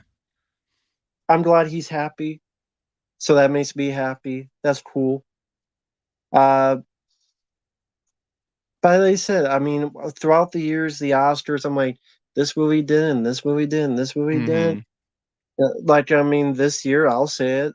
I don't like that the Batman pretty much got thrown in the fucking dumpster, and Yeah, I didn't other appreciate than that either. even the score didn't get nominated, Yeah, I didn't get really. nominated. No. And Didn't I get know people, best it didn't get yeah, production design or art, I don't think it got nominated for that either. Another yeah, war movie and won best production design, which I'm getting tired of these historical dramas winning best production design. Like, it is literally not that difficult to recreate an authentic looking World War One movie compared to doing something, completely original or unique when it comes to the production or art direction, like Everything Everywhere All at Once, which wasn't even nominated, or The Batman, or some of these other films when it comes to production design. I mean, for my personal pick, I thought the Batman for me was the best movie of the year, but Hmm. apparently nobody else thought so because it didn't get nominated out of 10. People like Top Gun Maverick more and Avatar 2 Hmm. more and other stuff. Well, Avatar I 2, I was don't surprised think Black. got nominated for Best Picture. Yeah, it did. Avatar 2. It did? It I was one thought of it the only 10 got nominated for nominees visual effect. It was one of the 10 nominees. Okay. because there's 10 nominees now because it used to be there was only 5. Now there's 10 for Hmm. crying out loud. I can't even get 10. Jesus. The Batman just gets the fucking shaft. It didn't make as much money, so it sucks. And it didn't do this, so it sucks. I'm like, whatever. I still quite enjoy that movie. Yeah, it's a good Watched it movie. again recently, still really enjoyed it, but Hmm. whatever. It is what it is. I mean, back in the day, like the John Carpenter thing didn't even get nominated for best Nope. One of the biggest effects. snubs. One of the biggest snubs in Oscar history. And I mean, Copland Isn't it, didn't get anything. Stallone didn't get nominated for best supporting or best actor in that film. Um, Horror and Heat? Michael sci-fi Mann's are Heat? continuously underappreciated by the Academy. Um, Did Michael Mann's Heat get anything for anyone in the I don't chat? know. I don't know for That's a sure. damn good movie, and it got nothing. But yeah, yeah, horror and sci-fi notoriously underappreciated. Peter Weller to me should have been nominated for RoboCop and for Naked Lunch. Um, John Cho for Searching. yes, John That didn't get Cho, shit. It Kurt was Russell, best bullshit. supporting actor, Backdraft. I thought that's one of his best acting performances is in Backdraft, and I think he was totally robbed when it comes to getting some recognition from the Academy for his Tim performance in that film. Robbins, Jacob's Ladder. Mhm. I think he should Mhm. have easily gotten some kind of nomination. Mhm. I mean, the list goes on. I mean, Yes. think of all the roles like James Michael Woods. Douglas. Michael Douglas in Falling Down. Yeah, yeah. Damn good movie. Damn good performance. I mean, there's a lot of fucking choices that are just like, really? That guy doesn't? Or that didn't? But whatever. You know? It is what it is. That's why I don't really Mhm. take the Oscars that seriously. I don't Never normally have, never either, but will. I thought there were some interesting storylines and some, nice moments that were worth talking about from this year's Oscars. It's nice that, you know, there are positive things to glean from the show, more so than, you know, pussy whipped Will Smith smacking Chris Rock in the face like last year's Oscars. Well, yeah, of course. Yeah. Stallone Like got they all, nominated for yeah, almost every other movie he everything, did. everything He he got ever did, nominated he was for, nominated for. I think he got nominated for Cliffhanger for worst performance, Rambo First Blood Part 2 for worst Plus, this year they performance. nominated a kid. They nominated the kid from Firestarter as like worst actress. And it took like backlash from like Drew Barrymore and other people to like, whoa, you know, then they took it off. I'm like, yeah, you shouldn't be having a kid up there. That's lame. But what if he's really, really, or she, or what if they're really, really bad though? She was not that great. I got to be honest, because I've seen that I didn't movie, see the the movie, to be Firestarter fair. remake. I wouldn't say she was like one of the worst kid actresses I've ever seen. I wouldn't go that far, but she wasn't that good. Definitely. Yeah, what if it was like Jaden Smith from After Earth or something? What if he was That would be more, nominated? I'd be like, or I could Jaden see Smith it. from the Karate Kid remake. Yeah, more I could see worthy. it. I mean, they nominated John Carpenter's The Thing for worst movie score in Yeah, Morricone back in the day. yeah. No. And yeah, it's a joke. The one thing about the And Razzies I like, I admit, is this book, the official Razzie movie guide. That's a fun read. I enjoy reading that. But other than that, no. No, well, Sonitude, no, it didn't get it from Oscars. Elvis No. got nominated. It got nominated for It Best Picture. did. Got nominated a lot of Yeah, them. Austin Butler was I'm a little nominated one. for Best Actor. Was nominated for production design. I think it honestly should have won over All Quiet on the Western Front. I don't care how well you make the bunker look and all this other stuff. You've already seen 1917 do this and other films when it comes to like these World War One movies. Like, I don't care how authentic or how good Dunkirk. or realistic it looks. Dunkirk did it. There are photos, there's footage from World War One that you can look at, and that was only one decade. Like Elvis did production design for numerous decades in one movie. So to me, I think that, you know, if you're going to talk about the nominees there, you know, I think that was more deserving. Or Avatar 2, because it's a unique world and it's not just World War One. But you know, that's just me. Also, the Oscars lost me when I nominated Black Panther for Best Picture. Yeah, but then again, that was because they caved. They caved. If that deserves a Best Picture nomination, then Blade should have won the Best Picture Oscar. They if that's the case. They caved to pressure. That's why Black Panther is nominated. One of the many reasons why I don't take them seriously. Like I said, I'm glad, you know, Brendan Fraser got a good moment. He deserved it. If that helps them, that's cool. And I have no issues with that. There are some ridiculous arguments, though, that, you know, you have the whole fat phobic thing with Brendan Fraser, but then I've seen arguments where people say that the Oscars was racist, and I'm like, how is the Oscars like Michelle Yeoh won Michelle for Yeoh Best Support? white and I didn't know I it know, yet? I know. I feel like see no evil, hear no evil. You mean I'm not white? It feels like it. Like Richard Pryor. Yeah. What do you mean I'm not white? It feels like it.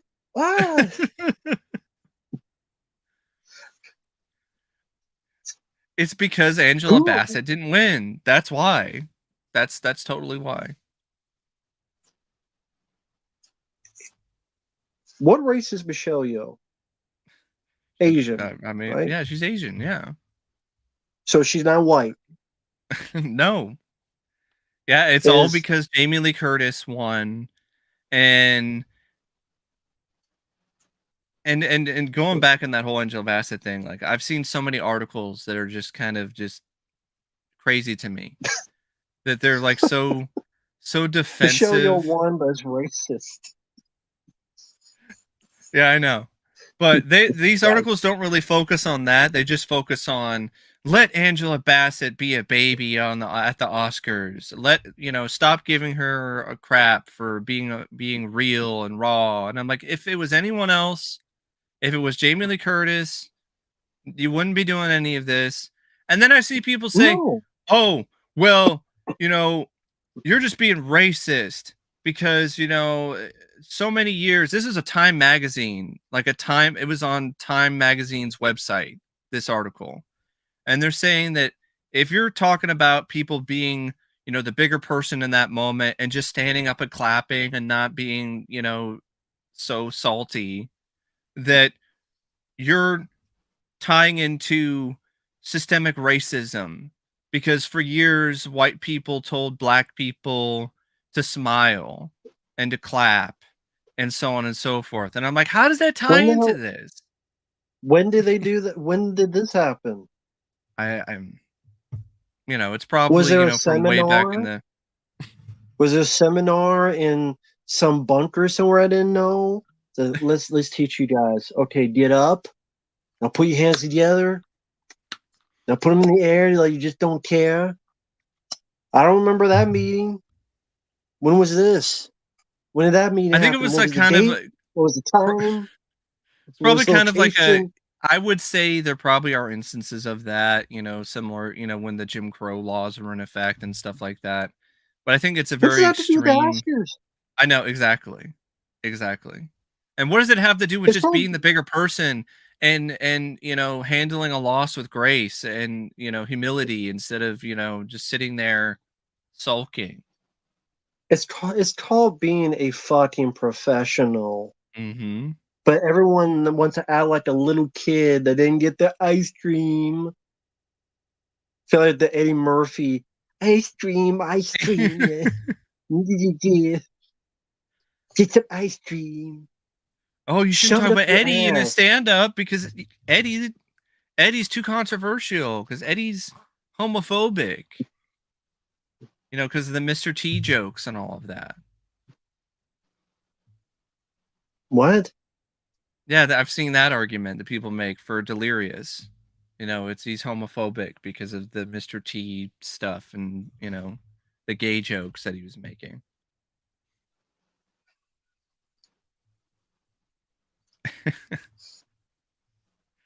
I still like that. I actually like Raw more.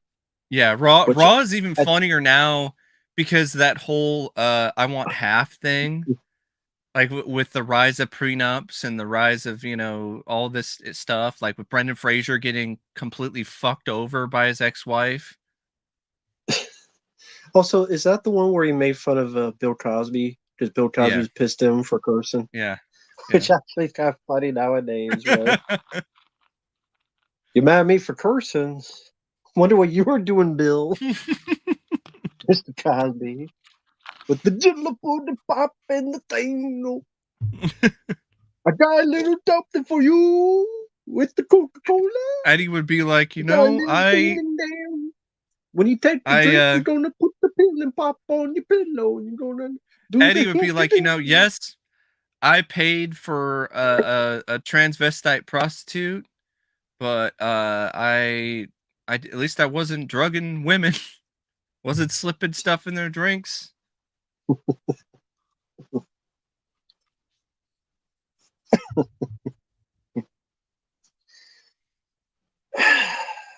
It's ridiculous.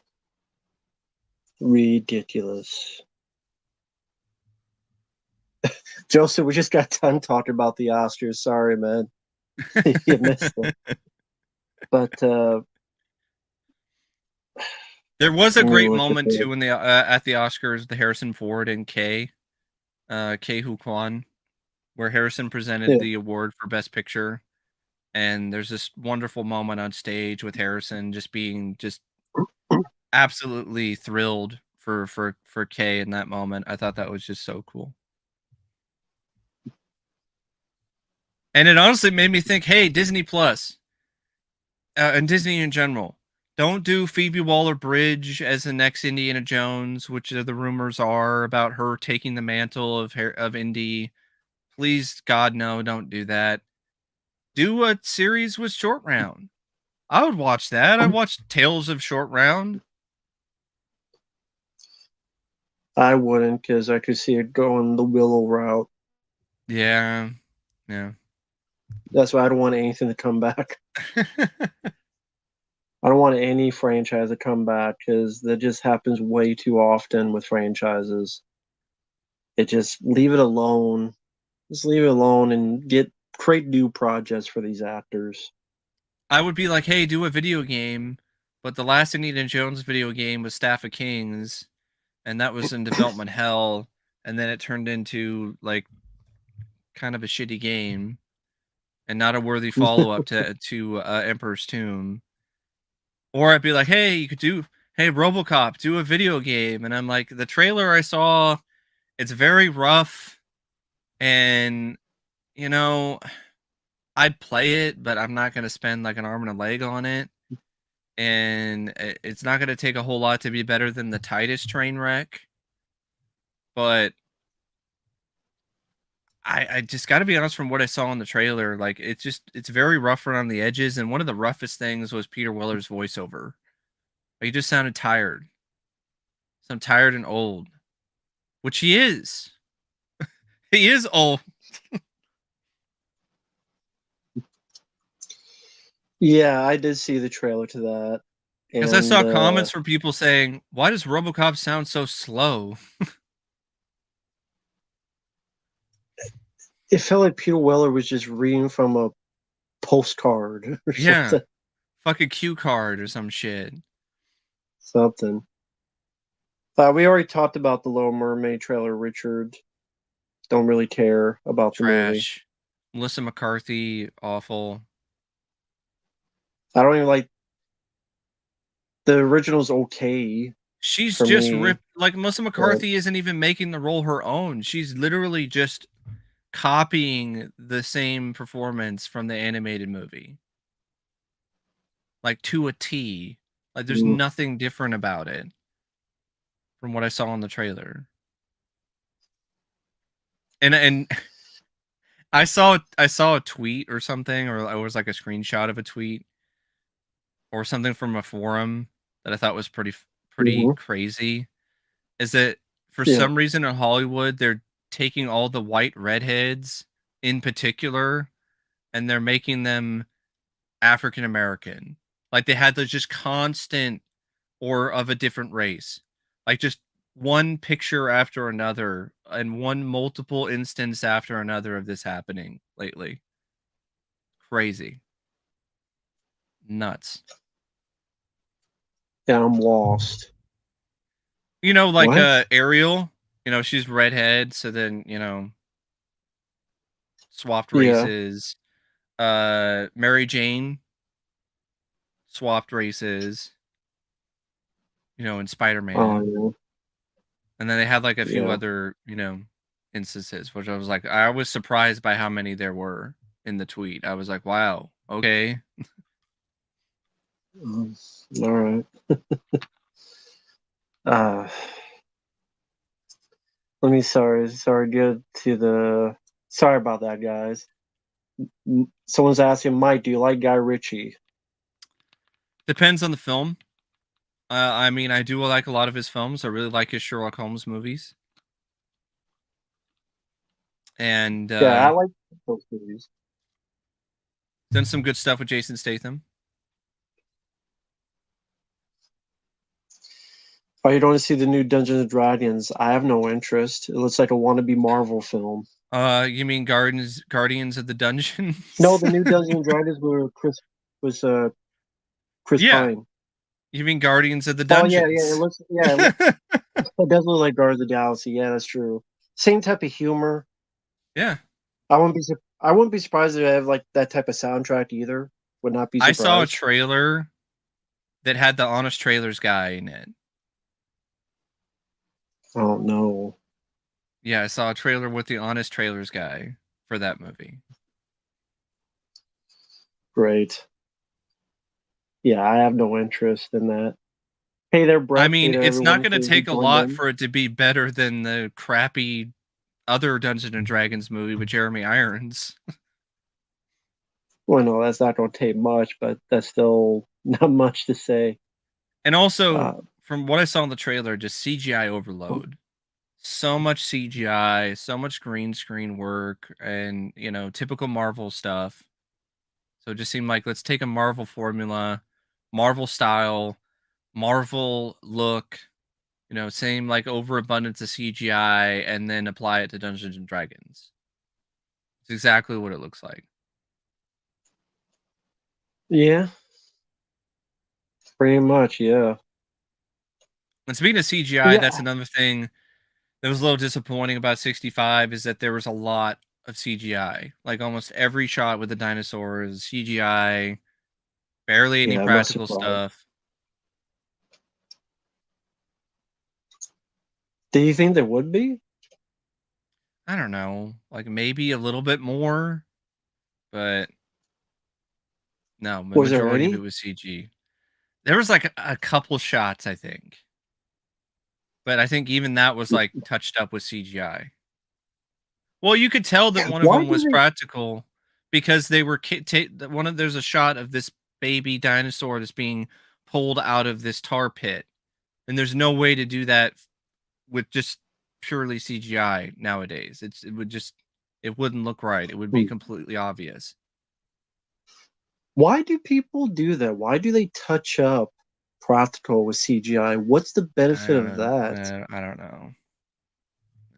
Because a lot of times they just go, it just doesn't work out that way. It really doesn't. I mean, the Thing prequel is a great example of that, which is getting a steelbook for some fucking reason from Mill Creek. Like, hey, buy this Thing prequel steelbook at Walmart. I'm like, how about I don't? No, not at all.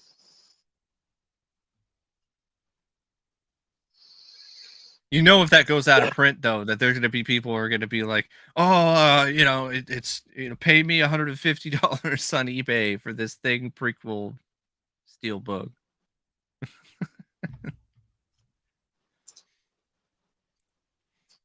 No, because I said Street Fighter, I can laugh at it, and I also said it was a bad movie, but I can laugh at it compared to a lot of movies today. I Yeah, don't think Street yeah, Fighter is a good movie, totally. but I can I laugh mean, at it. Raul Julia alone as M Bison Yeah, is a treat compared to so many films as of late. go give him my boot, go up river, go to kick some bitch's ass so hard. This place rugby, go and feel it. No one wants to go home. No one wants to come to me. That's the way Van Damme sounds like when he's saying the He damn does. line. He does. Go give my boot, go up river. And even like the whole So thing I in the can laugh at it, climax, but where he's like just takes his shirt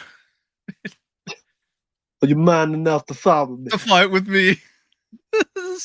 What was the line? Was that the line? It's like, are you man enough to fight with me? And it's like, are you man enough to fuck me? Bison. That's what it sounds like. That's the way. Van Damme was really coked up. He was. He, he was coked up to the gills of that movie. I love you, Van Damme, but man, Jesus.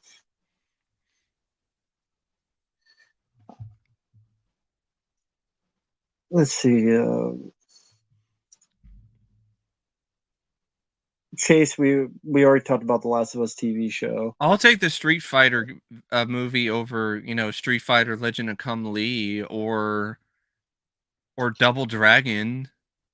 Like Street Fighter's lame, but like Double Dragon is like ultra lame. Like super lame. Yeah, I'd rather take. I'd rather take Street Fighter over Double Dragon any day, easily. With fucking Robert Patrick and his fade. Yeah, it wasn't a good movie at all. Decent Or Blu-ray with features, but not Scott a good Wolf. movie. Or My favorite stories involving that movie is how Scott Wolf was doing punching noises and shit on the set of the movie. Until somebody took him aside and was like, "What the fuck are you doing? Stop it." and yeah, that Legend of Chun-Li movie was Yeah. barely a Street Fighter movie. Like Mm-hmm. you with a few twists and Got a turns, fucking Canadian as Chun Li, Kristen Kruick. They're not Asian. there's a lot about that stuff. Well, the thing about that movie is that they show as a girl and she's Asian, Mm-hmm. and she got older, she got whiter. Yeah. Like as she grew older, her race disappeared in that Yep. movie. If you see Street Fighter Legend of Chun-Li, they show Chun-Li as a kid and she's Asian. As she got older, she got whiter. I've never seen that before. No. I don't understand some decisions in that movie, man. I really don't. Anytime you have I Neil Madonna in the movie or sequel, expect a Yeah. stinker. Very few and far between. He was in the Captain first Captain America, America, which First is decent. Avenger, yeah. Uh, Now, speaking of like 2023 stuff, Matt, did Tulsa King come out yeah. this year? Was that a 2023 show? No, that was 2022 because I remember Oh, reviewing okay. it Mm. sometime last year. Things started 2022. Because if that was, then that could be something you'd be like, oh, that'd be one of the better things you've seen No, that'd be 2022. 2023. But it's 2022. Um, And John and Lindsay, real quick, I didn't mind the Street Fighter 2 anime movie. I didn't mind it. It was okay. I read something about Tulsa King that Stallone is like, I don't want to do a season 2, because he doesn't really feel like there's much else to do with it. And if there is a season 2, then he's like joking about how can I film it like in my house, or at least have my family there, because he's getting up there in age, so I guess maybe he's just thinking But about. why did you say yes to a TV show in the first I place? know, I know, I know. It's kind of that was kind of, I don't know about that response that he gave there. Maybe he was joking. I didn't hear the interview. I just saw the written transcript. So sometimes you can't really tell. Like maybe he's being sarcastic, and I just didn't really hear a hint of that. Yeah, it Or might be anything because I'm that. just read it. It might be he's a self-deprecating sense of humor. It might be that. Yeah, I'm because I getting think he older. was. It might be that. Yeah, I was thinking that he would consider it, but I think it's part of one of those things where he's like he feels comfortable with where it ended, and he would maybe do more if like it's a good script, that kind of thing. Like if it's something worthwhile. That makes no I don't know. sense though. Why would you say yes to a TV show in the first place? I know. Is I know. that's moronic Because thinking. I'm sorry. if John Claude Van Johnson was actually kept on for another season, Van Damme would do it. He would have done it. Yeah, he would have. Sadly, I wasn't.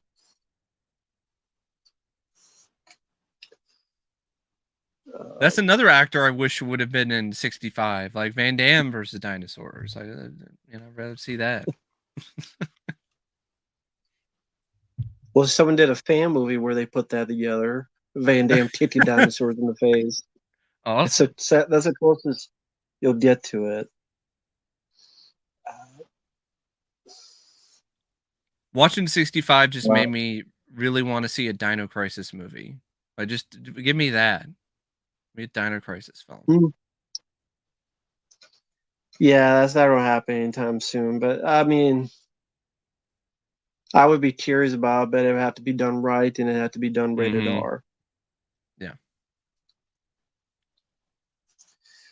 Jonathan Lindsay, that was a fake fan poster of Elm Street. That's not a real one. And yeah, I've seen the Jackal. It's there. I've seen I better. think I've I'd seen like it more worse. than you, but yeah, does it's too long for one, like way too long, and I don't know what the hell Richard Gere's accent is. It's definitely not, the most convincing Irish accent, that's for sure. But I didn't mind the film. I probably liked it a little bit more when I rewatched it again a Hmm. year or so ago. Bruce Willis is Yeah, it was really, fine. he's a great villain in that. I really liked seeing Bruce in that kind of role, especially at that point in his career. Although he wasn't really good in his disguises, because every disguise No. just looks like him. Yeah. Yeah. Yeah, Death Machine we know is coming from Tino Lorber, and I made the joke it'll probably take 2 years for it to release. Regardless, I'm keeping my steel book because it's a really cool steel book. Cool.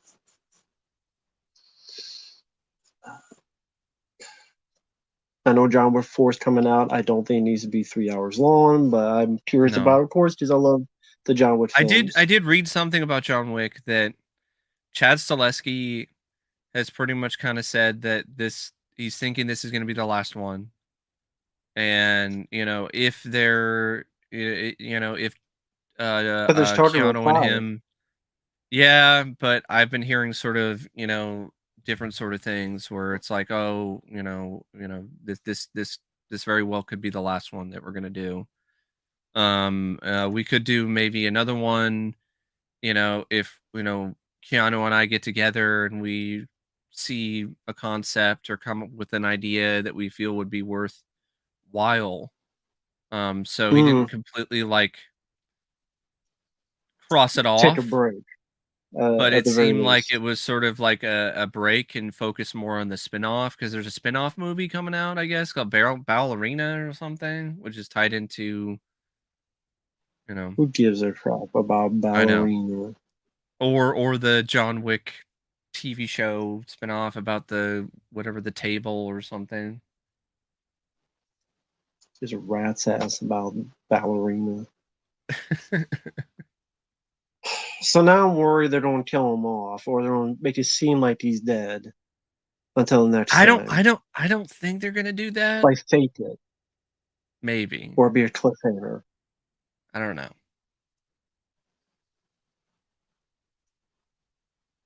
Because I read, what was the thing I read where someone's like, the controversial ending, or no, Yeah. divisive Yeah. ending. Yeah. I mean, what the fuck does that mean? I know what the word Uh-huh. divisive means. I'm like, just have a bad feeling, it gets screwed up. Does it always get screwed up? Mm-hmm. I don't know. It We'll always see. does. We'll see. That's why I'm glad, with Back to the Future, like that was it. The first three films, and there wasn't any more other than maybe like the theme park ride, but that's not really technically in canon, and it didn't mess anything up anyway. Um, that's why I wish there was no Bill and Ted 3. And what's crazy is Bill and Ted 3. I remember, like, I was one of the people that was like, yeah, like, hey, maybe that'll be good, maybe it'll work, because Keanu has passion for it, and so does Alex, and you know, naive, just being completely naive. And what makes that even more frustrating is that Alex himself said, oh, I don't know if we should do another one because those films are really, they're really good. They're a part of their own time. I don't want it to be ruined by cynicism or any of this other stuff. And I'm like, oh, like what exactly happened with Face the Music? Yeah, but they like the film. They're proud of it, so that's how they Yeah. don't see it that way. It's Even but if it's dog shit. Alex literally said that in an interview like years before the release of that movie. So at one point Alex had the right idea about those films being a product of their time, being good and in their own, Well, place. Bill and Ted, And Bill and Ted 3 is a product of its time, as in yes, it a piece of is. piss. It's a product of its Sadly, shit all the it's a time. product of the time where we're just deconstructing all these heroes. Bill and Ted. Well, I mean, they definitely faced the music Yeah. and they lost. Mm-hmm. They get the note F for fuckheads. They're a bunch of losers. They never wrote the song to save the world. Can't No, even, sell out the Taco daughters did. Tuesday. No, the losers, and they only succeed because their daughters did all the work. They did Mm-hmm. everything better because they did 2 movies worth in 30 minutes. Their whole journey is a repeat. They did in 30 minutes what it took these 2 guys 2 movies. And so no one sees that. And that's Why would another anyone example want to see that? of having like the original writers come back, and it's not a good thing because it's been so long since they wrote something. Like Fred Decker Didn't see guys. from Predator. Yeah, that movie, man, such a BS movie. God, didn't see Guy Ritchie's Teen Arthur. Didn't care to. There's been too many Teen Arthur movies. I stayed away from that movie because of the fucking running time. I still haven't seen that film. I read the novelization of it a long time ago, and it was an okay read. Yeah, we were talking about Bill and Ted 3, Nippy. Yeah, Bill and Ted should have just been 2 movies. Yeah, I know there's a Back to the Future cartoon, which I mean, but that's different from Yeah, it's being different. There sequels was a and Bill stuff. and Ted cartoon. And no, I don't give a crap about Kingdom of Heaven. Ain't going to see it. It's like 4 hours long. Or the movie that I fell asleep twice. I think it was 2 or 3 times in the theater.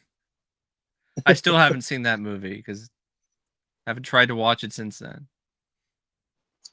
Yes, the Oak Punch I did. Thank you for that. Since we're getting to the 2 hours, I'll end it in a bit. So before I end it, to try to take a look at what's coming out in 2023 and sort of maybe give quick thoughts on some of this stuff. There was a new film. The trailer came out. I don't know if you saw the trailer for it, Matt. It was from the people behind John Wick. It was like a period piece. Forgot the name of it. Sisu, I've heard of it. Yeah, I didn't see the yeah. trailer. It actually looks pretty decent. Like John Wick kind of style violence. About this, prospector who probably has a secret past or whatever, and he's fighting Nazis.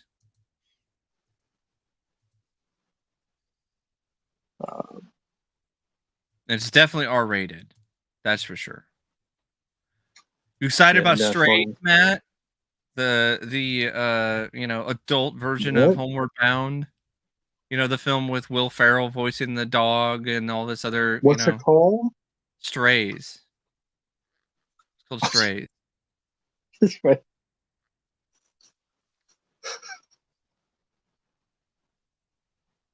I thought you said the movie was called. I thought you said the movie was called Straight. I like what It'll be a horror film. Like is that a sequel to Bros? No, yeah, that'll be a horror film. I don't know why. I just thought, have you seen the movie Straight? I'm like, what is that movie? I don't know why that struck me as funny. Because have you seen a movie called that in today's age? And it would be a horror film. Yeah, about how straight people are evil. That would be from A24. Straight. Do not go the straight and narrow. You will die. Straight. Always look for the curves. Or something stupid like that. Some stupid shit. Oh, thank you, Clark, before the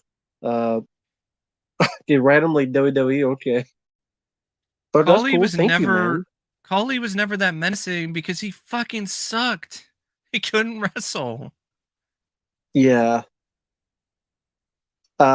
His finisher was a fucking claw. Like that's when I first started watching wrestling again was around that time, and they were pushing Khali to the moon. I'm like, this guy fucking sucks. Can we stop? He's terrible.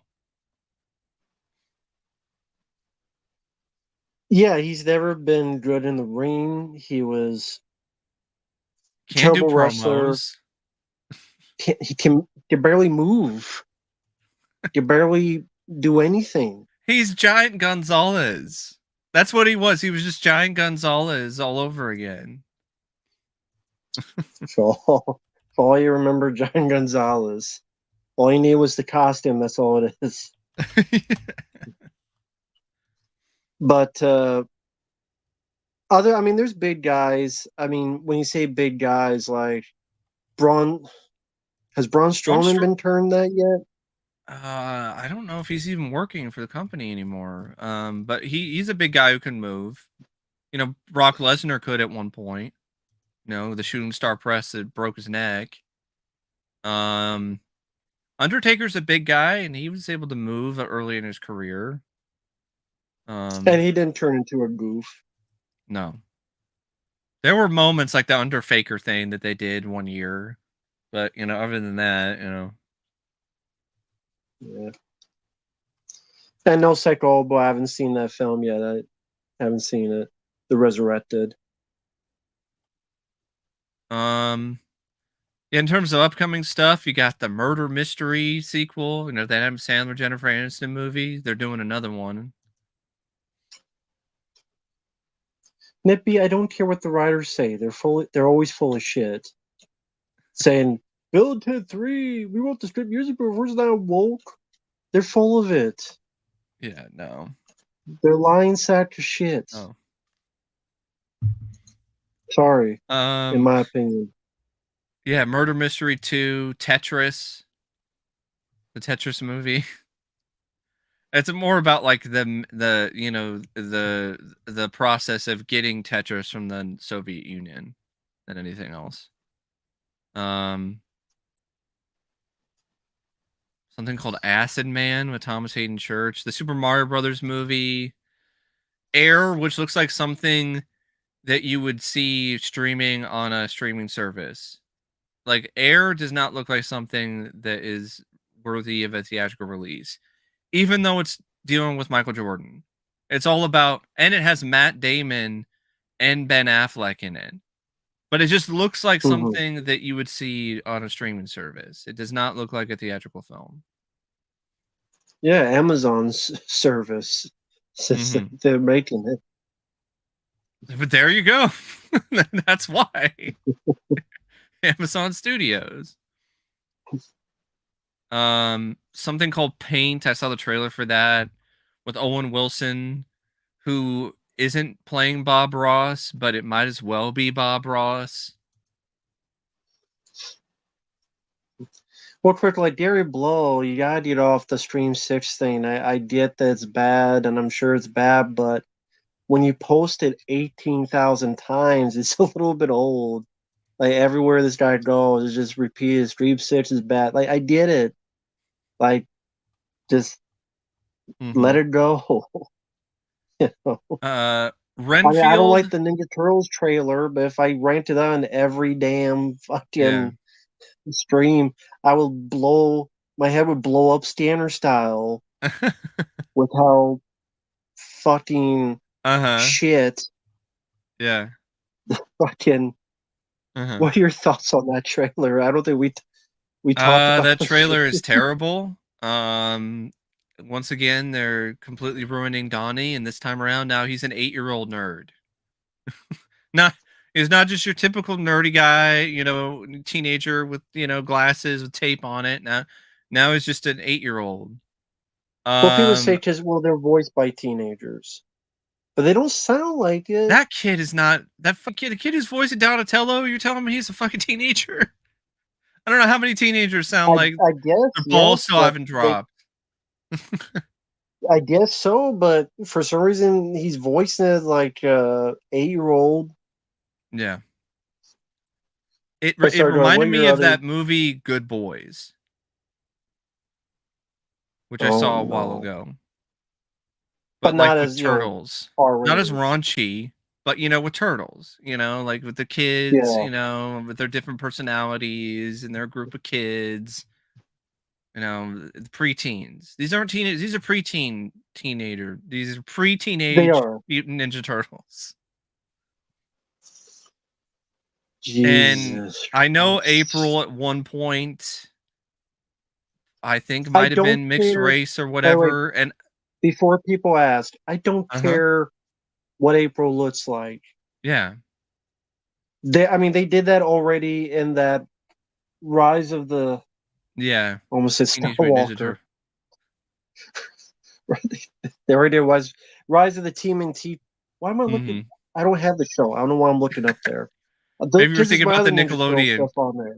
We were thinking about Yeah, maybe the but no, Nickelodeon one, the other the other Nickelodeon one. cartoon they already had that. So why cares the 4 characters that I give a crap about, Mhm. and then sound like the Goonies to beat the shit out of them. Yep. The Yep. Goonies to beat the shit out of these turtles. That's what they sound like. Beat the And ever like loving crap the out of them. humor didn't do anything for me. Like it's we prefer ooze. Like it's like I'm like that's hilarious. Or the whole thing with Don or Raph who threw like the sigh into one of his brother's legs, and I'm like like Donnie's leg. isn't that kind of horrifying for a kid? A kid's a kid's fucking bodily injury. Like I don't know. They just sound like prepubescent, like Yeah. preteens. Like I mean, just Yes. again, the next movie Pre-teenage they're going Mutant to be Ninja in Turtles. diapers. The next movie Turtle they're going to be in babies. diapers. Turtle babies, a ninja kid for you. Turtle babies, a shuriken or Yeah. two. And Fucking babies. speaking of Dropping Muppet my Babies fucking though, glasses. Fucking shit. Well, before you start, let me get I to these real quick. I'd rather Uh, watch Muppet Babies for sure. Than yeah. Turtle Babies. Thank you, Psycho Hobo. Cringe on stream. No problem. Work. 2 for providing content, honest and opinions, which is where. Thank you, man. Yeah, I Really mean, appreciate the kind words. what is the point of me putting myself out there on this platform for the few people that watch my channel if I'm not going to be honest? Like I don't see the point of it. I Yeah, really don't. exactly. And thank you Um once again, Clark. Good was Chappie. Could have been Monday original. Cut the laughed action scenes. There's a lot of scene. There's a lot of stuff that lacked in that. I agree to a point. I wasn't a those fan of fucking the film. rappers. Those goddamn rappers. Yes, they were irritating. They were annoying. They were just bad music, terrible characters. Well, they're meant to be terrible because it's a bad effect. But no, they're just not uninteresting to watch, and they make you want to turn the movie off. Type of what I say, bad Mhm. characters, Mhm. and they just was into way too much of the movie. And like I say, the action scenes were lacking. The director Sally, after uh, District 9, Mhm. District 9. because I did confuse District B13. District 'Cause he did 9, Elysium he too, just fell right? off. He did Elysium. And And that now one's he's doing that also Gran Turismo movie. He's So doing the honestly, Gran Turismo movie. the best thing he did after District 9 is Oats. That's the best thing he did after that. That's the short film. Yeah, the series of short films that he worked on or was a part of for YouTube that did get a Blu-ray release, but it was incredibly limited run that I found at a resale shop for cheap a while back. Um, but yeah, going back to 2023 films, like Renfield is like the next film in April that I'm curious enough about to go check out. At least for me. I'll wait your thoughts on it. Because of Nicolas Cage, it seems like he's having fun in the role. I like Nicholas Holt. I like the concept of it. It's doing something different with Renfield as a character that you don't really see with Renfield. Renfield's just like you know. Renfield's just very, one note most of the time. Other than maybe what Tom Waits did in Dracula, but even then that was, still the same Dracula servant and whatever and so on. That one, Take care, real quick, like take care, Nippy. But one quick, no, Chris and Ed liked the first film. It's the second film they have issues with. which That they have a I lot of don't problems get. with Bogus I don't Journey. get. Like they Bogus don't have Journey issues is with the first film. Bogus Journey is a million times better than Face the Music. I agree. Yeah, I don't know what their problem was with Bogus Journey. Yeah, Evil Dead Rise, visually, there are some things that I like about it when it comes to the look of the film, but I don't know about the plot. I don't know about the characters. Doesn't really look like an Evil Dead movie. The whole eeny No, it miny looks like a you sequel to the thing, remake. that really, really hurt to see in the theater today. Because that's the trailer that I saw before 65 was eeny miny you. It looks like a sequel to the remake. Mm-hmm. Mm-hmm. And I don't like Evil That's Dead what it fuck. looks like. Neither do I. I mean, I think remake was not that good of a movie. Peter Pan and Wendy, I'll stick with Hook. I know you're not as big a fan of Hook as I am, but I'm pretty sure you'd rather watch that than Peter Pan and Wendy. Yes. Disney's new Peter Pan reboot. The surprise is not called Wendy and Peter Pan. Yeah, exactly. Yeah. The George Foreman we're not movie. Going to get to, we'll go a little bit. We're not going to get to all the movies because there's just too many, but we'll go like a little bit longer. The George Foreman movie that just looks like another thing you'd find on a streaming service. Very cheap. Yeah, I don't know. People looking really excited for a George Foreman movie. The Are You There, God? It's Me, Margaret movie that's an adaptation of that, book about the girl getting her period, from the 70s. Yeah, I saw that movie. It's called Turning Red. Fast X. They already did that movie. Fast X. Whenever I hear the name Fast X, for some reason I just think of the scene in Batman, with the Joker. Brand X. But this time, oh no, looks like he watched Fast X. I'd rather be Fast Triple X. Well, I mean, there was a Triple X sequel. That was pretty shitty. So I don't know. White Men Can't Jump.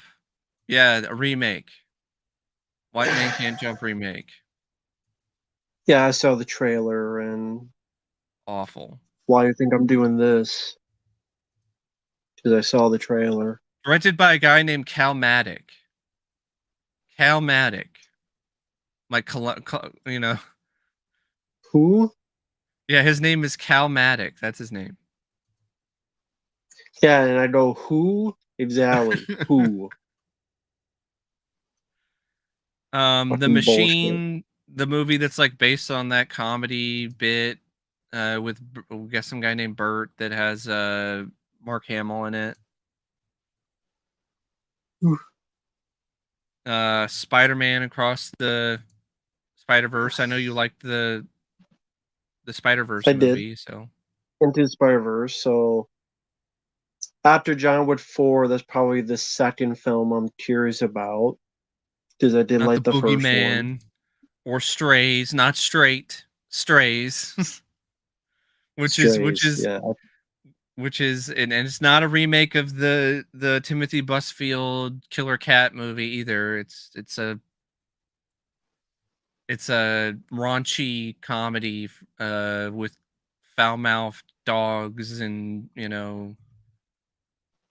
Will Ferrell voicing one of the dogs, as well as Jamie Foxx. I'll make sure to skip it. The Flash. We'll end it with the Flash, because that's a whole other ball game. We've talked about it before, of course. Mm-hmm. Oh, you don't want to talk about No Hard Feelings? I'm getting tired of seeing the trailer for that fucking movie. That trailer, I've seen that trailer like twice already. Like it's like the last trailer I see most of the I think lately before the next movie I watch, and I'm just absolutely fuck. It's probably gonna be there when I go see John Wick. I hope not, because I don't want to see that fucking trailer again. I mean, the Flash we talked about, but Mm-hmm. before we leave, I'm going to do something different. I'm going to try something. People out there, if you have any last questions, let them know, and we'll do try to go rapid fire. See if we can do the Mm-hmm. rapid fire answer. Bah, bah, bah, bah, bah. So put them in before we head out. Yeah. And the And real Flash, quick, I'm just gonna do a rapid yeah, fire, quick rant on No Hard Feelings. sure. That is one of those films where it's kind of surprising that that's getting a film like that is getting made today in today's climate. With a underage kid being essentially courted by an older woman, Hmm. and that's the whole joke. But that's not really the most like irritating thing for me. It's fucking Jennifer Lawrence in that trailer. Just from what I've seen in the trailer, her character is obnoxious. Her character is annoying. I don't find her funny. And then the just trying way too hard to be goofy, with her facial expressions and shit. Just the epitome of like try hard and just terrible. Like, God, that film looks awful. So I feel your All pain. right. I know why you're not a fan of Jennifer Lawrence. In more ways than one. So we'll get to this once I get the thing here. All right, here we go. Let me make sure I get it right. Fast, yeah. Wipe and can jump. Don't need it. All right. Would you rather watch Demolition Man or Escape Plan? Demolition Man any day and twice on Tuesday. Demolition Man. Like, are you fucking kidding me? That's easy. It's Demolition Man. Why do they? I hear they want to remake John Carpenter's Christine. Why? Because they have no new ideas and they're lazy as fuck. Nostalgia. And they should stop because bunch of shitters. New Robocop gameplay trailer thoughts. We already talked about that. Mike thinks it looks a bit cheap, and Peter Weller does sound like he's reading off a postcard. He doesn't want to be there. Mm-hmm. I hate that this thing jumps around, the stupid YouTube thing. Because I was in the middle of it and it just jumped down for some reason. Did you guys ever see the original Death Race? Yep, I liked it. Yeah, it was okay. The remake's actually not bad either with Jason Statham.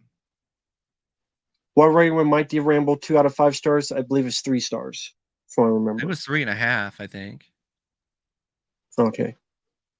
If they screw up the upcoming John Wick 4, would you give them a chance to see John Wick 5?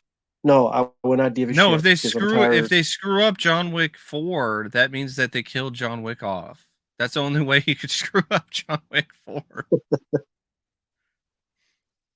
What do you think about them making Toy Story 5? I don't care. I don't give a shit.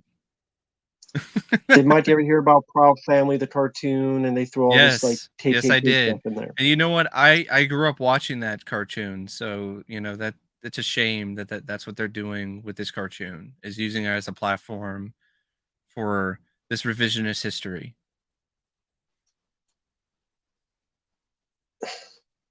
Never watched it, so but also it's for kids. It's for kids. Disney it's Plus. A kids show. All right. Yeah, I don't know why. It's Disney. So I mean, it's a kid show because it's like, what sense. Kid is gonna like understand any of this? Who's watching the show? It's Disney Plus. I mean, I can't be Yeah, surprised with what Disney Plus does in these days. yeah, yeah. Uh, do you think a Critters vs. Gremlins movie would be a good idea? No, I No, I think maybe in someone's theory, but not as maybe an a actual fun film. I fan think film, little short fan film, maybe maybe like a 15, 20-minute short film, not a full length film.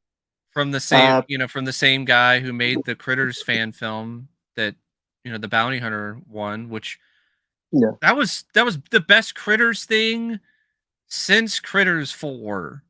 And I don't know why the hell he was not approached to do the Critters Attack. Like they never approached the guy, they never asked him anything. It was ridiculous. Guy makes a fan film that is a million times better than any of the other Critters shit. Critters a New Binge. Remember that? I got people like yeah, asking so I me do. after I did the review because it's disappeared. It's not even on Shutter anymore. It's like nowhere. And so people are like, can you like send me a link? Like, do you have the show? It's like, no, I'm not sending you. No, I can't. Good luck. So let's see. JoJo's asked, Matt, did the Funko Pop? Yes, I did get it. Thank you so much. I did Oh, have a that's video of it. This cool. was a nice gift. I do have a video I'll upload probably later tonight or tomorrow. But this was a really nice gift. A Rocky Balboa. Very cool. Thank you, JoJo. Rocky 3, Really right? appreciate that. Yeah, because it's the I want to say Rocky 2 maybe because it's the It could be black Rocky trunks, 2. Yeah, it's Rocky 2. or the Yeah. beginning of Rocky 3 Yeah, maybe. it could be I the beginning of can't. Rocky 3. I just think of So the I'm not poster, sure. with the like this and then That might the be belt then on. because I thought it was Rocky 2 because I thought he had black shorts in that, but it could be that as well.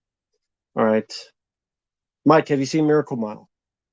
Yeah, it's a good one. Good score, great performances by the two leads. Cool story about I think it was, is it Mary Winningham? Is that who's the co-star Yeah. and Anthony Edwards? They did Hmm. some special features for I think it was a Kino Lorber release, and they started courting and they got together after doing the special features, which I think is pretty cool. All right. See, rapid fire. Rocky 1976 or Dick Carter? Rocky, get Carter. I'd rather take the Stallone Get Carter over Michael Caine's Get I think Carter. that's what he's saying. The Stallone Dick Carter Oh, or Rocky I thought you said 1976. oh, not the 70s Get Carter. Rocky the Um 1976 original or Dick Carter? oh, the original Rocky. Uh, I'll choose Dick Carter just because I think he's more underrated. At least Mhm. Rocky just deserves. Let's see. Are you fans of The Last Dragon? It's all right. Mm. I kind of like I think I would probably say like the soundtrack more than the full movie. Yeah. Who would win, Death Machine or Robocane? I don't know. Robocop comes in, Oh, kills both. man. Yeah. That's tough. Um, Death Machine doesn't have Ro- an addiction to nuke, so maybe Death Machine would have the edge. Has Mike played the Last of Us games? I'm guessing no. Nope. Nope. Rocky Balboa or Rambo 4? I'll choose Rambo 4, although I do like Rocky Balboa, but I'll choose Rambo 4. Mm. That's tough because I really like both of them, but I think I will probably go with Rambo 4. Favorite Michael Mann film? I would go with Heat. Heat's a classic. I think The Keep is underrated despite it being kind of a mess. I really like Thief as well, but probably would be Heat. But I also really like It's Thief. also Thoughts on the Wolfman 2010. I think it sucks. I haven't seen it, so I can't really say anything. I know Rick Baker did effects for it, but I think some of it would. I think there's a lot of CGI in that, right? So I don't know if Rick Yeah, Baker's effects were. It sounds like Rick Baker's effects were messed with in that movie, which is unfortunate. I think there's some of it in there, but they did add CGI to certain scenes. Wolfman starring Lon Chaney Jr. It's not my favorite of that era. Yeah, Just those I yeah, prefer. and Yeah, I feel the same way. I'm not a big Lon Chaney Jr. fan. I think that's part of it. Spider-Man 2002 or Batman 89? Batman 89 easily. Batman 89. Spider-Man 2002, it hasn't aged as well to me. Like I loved it as a kid. I saw it in the theater when it came out, but Batman 89, it just has a certain quality to it. There are certain elements to it that I think just hold up better. Spider-Man 2002, like there's some really corny stuff in it, very campy things, and I can't stand Defoe's take on Goblin. It's fucking ridiculous. It's pretty silly. Any of the exploitation films you like? Yes, Truck Turner with Isaac Hayes is a good one. Black Diamond with Michael Jai White's a good one, among others. Those are two I'll name Uh right now. I would say like the parody of black exploitation. I'm gonna get you, sucker. I like that one. There's probably some others, but I haven't seen a ton of those.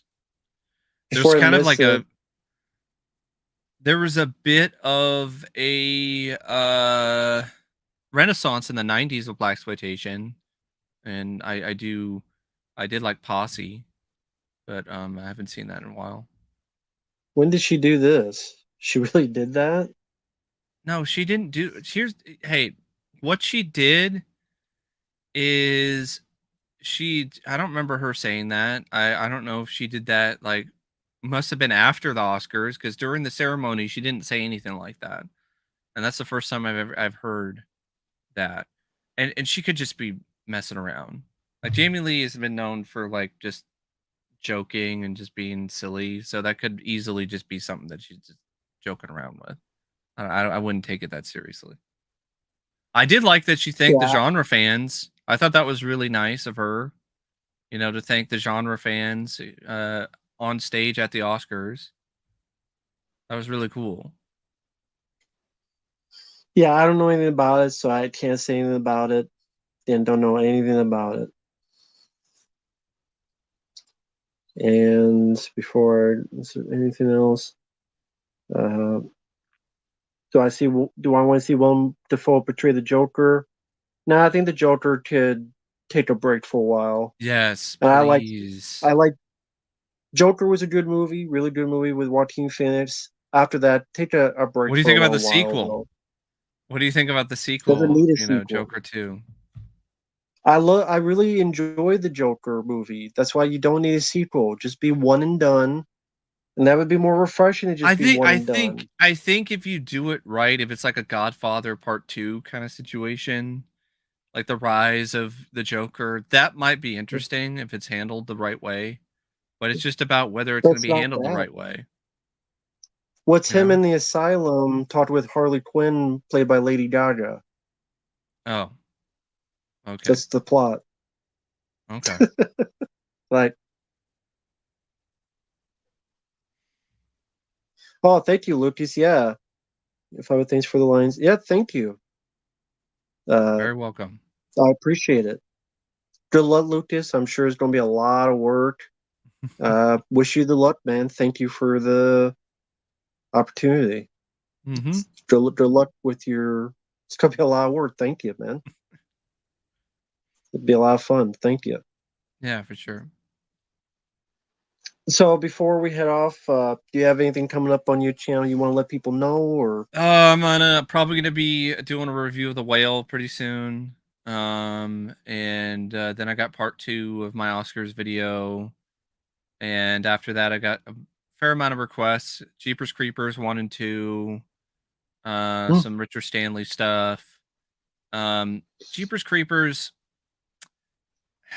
See, the frustrating thing about the first movie, at least, is that there are a lot of things that make that film actually one of the better horror films from the 2000s, but so much of its DNA is tied into Victor Salva and his very unsavory, disgusting parts of his nature. So Hmm. you can't really wash away entirely the Salva stink, that I like to call it. Hmm. So I mean, because the creeper sniffing underwear, and you can definitely tell that a lot of his, sickness is actually present in the script. But I like Justin Long. I like the other actress. I forgot her name off the top of my head. And there's some really crazy stuff like the Cathedral of Bodies, and I like the idea of the creeper being some monster. Um, the police station is bit where it kind of starts to fall off, especially the psychic lady, who I thought was annoying. But I didn't mind it, but I don't love it, and it's not something I'd watch again anytime soon.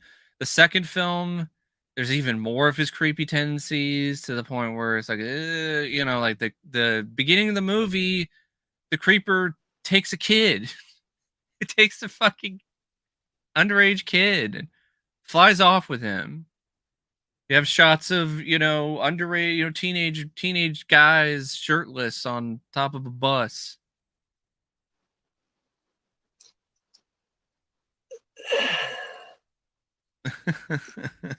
People know my thoughts on that. I don't know what else to add on to that. Yeah. What quick like? I did Jamie Lee Curtis. Nah, never heard of that. So. Well, I mean, if she has somebody in her family that's like that, whatever, it's her call. I'm not gonna, as long as she doesn't push it, she's not making it like just a little thing that she did once and then that's it, And she's not trying to force some sort of agenda. Not really that big of a deal for me personally.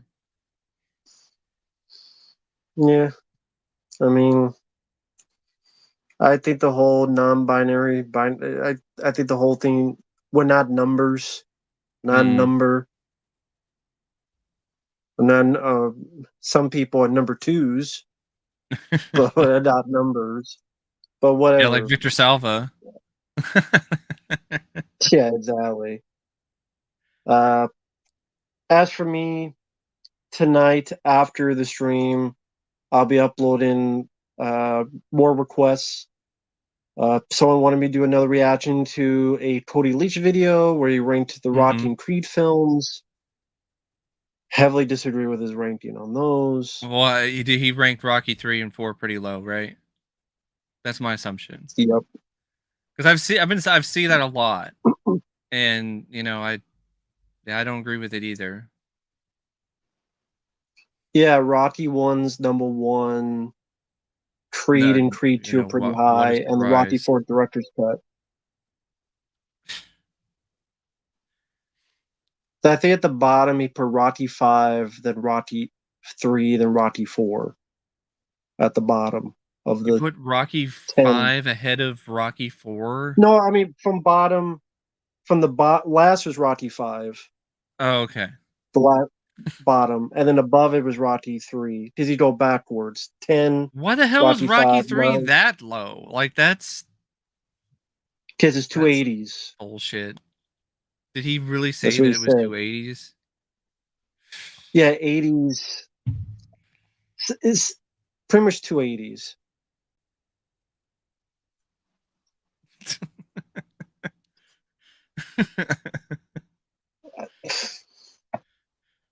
Probably got the stream demonetized for that, but fuck that shit, man. 280s.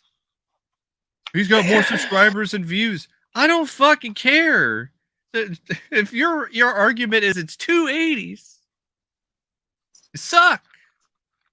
I mean, he says more than that, to be fair. Yeah. I don't agree with him. Not one single bit, but I say in the video, and but even if you use that in like that shit is so lame and just hacky. It's 280s. Like even if you use that in any sort of content. I mean, it was part of it, which I didn't understand, but it's from the 80s. What are you expecting? Which I find ironic because Die Hard is one of his favorite movies. Yeah. And that's the 80s.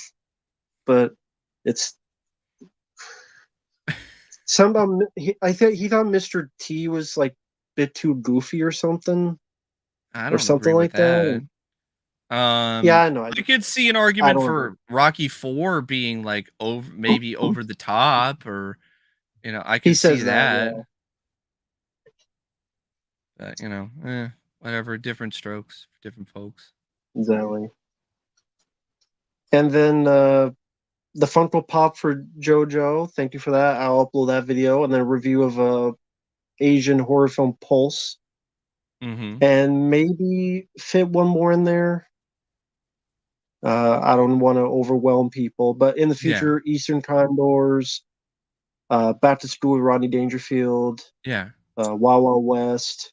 And I'm not expecting Chucky. you to review Yeah. any of the the stuff I sent you on the flash drive. Like just if you want to talk I have about a any video of of that those coming up. things, just go ahead. I A video threw of some that things coming on up. there that I definitely thought you might be, interested in, or some stuff that you definitely asked for. Appreciate it. I'll send you some little extra through PayPal later for the tier video. Oh yeah, cool.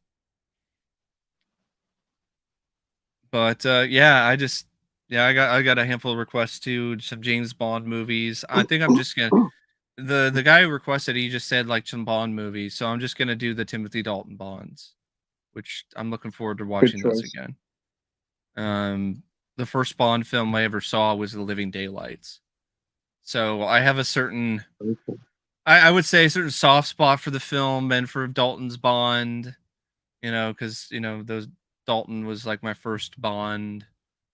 But yeah. Very cool. So with that said, thanks goes out to everyone in the chat for hanging out with us. Thanks, Mike, for taking the time. Almost 3 hours. Thank you so much for it that. was a lot of fun. And we will see you guys down the road later. See ya.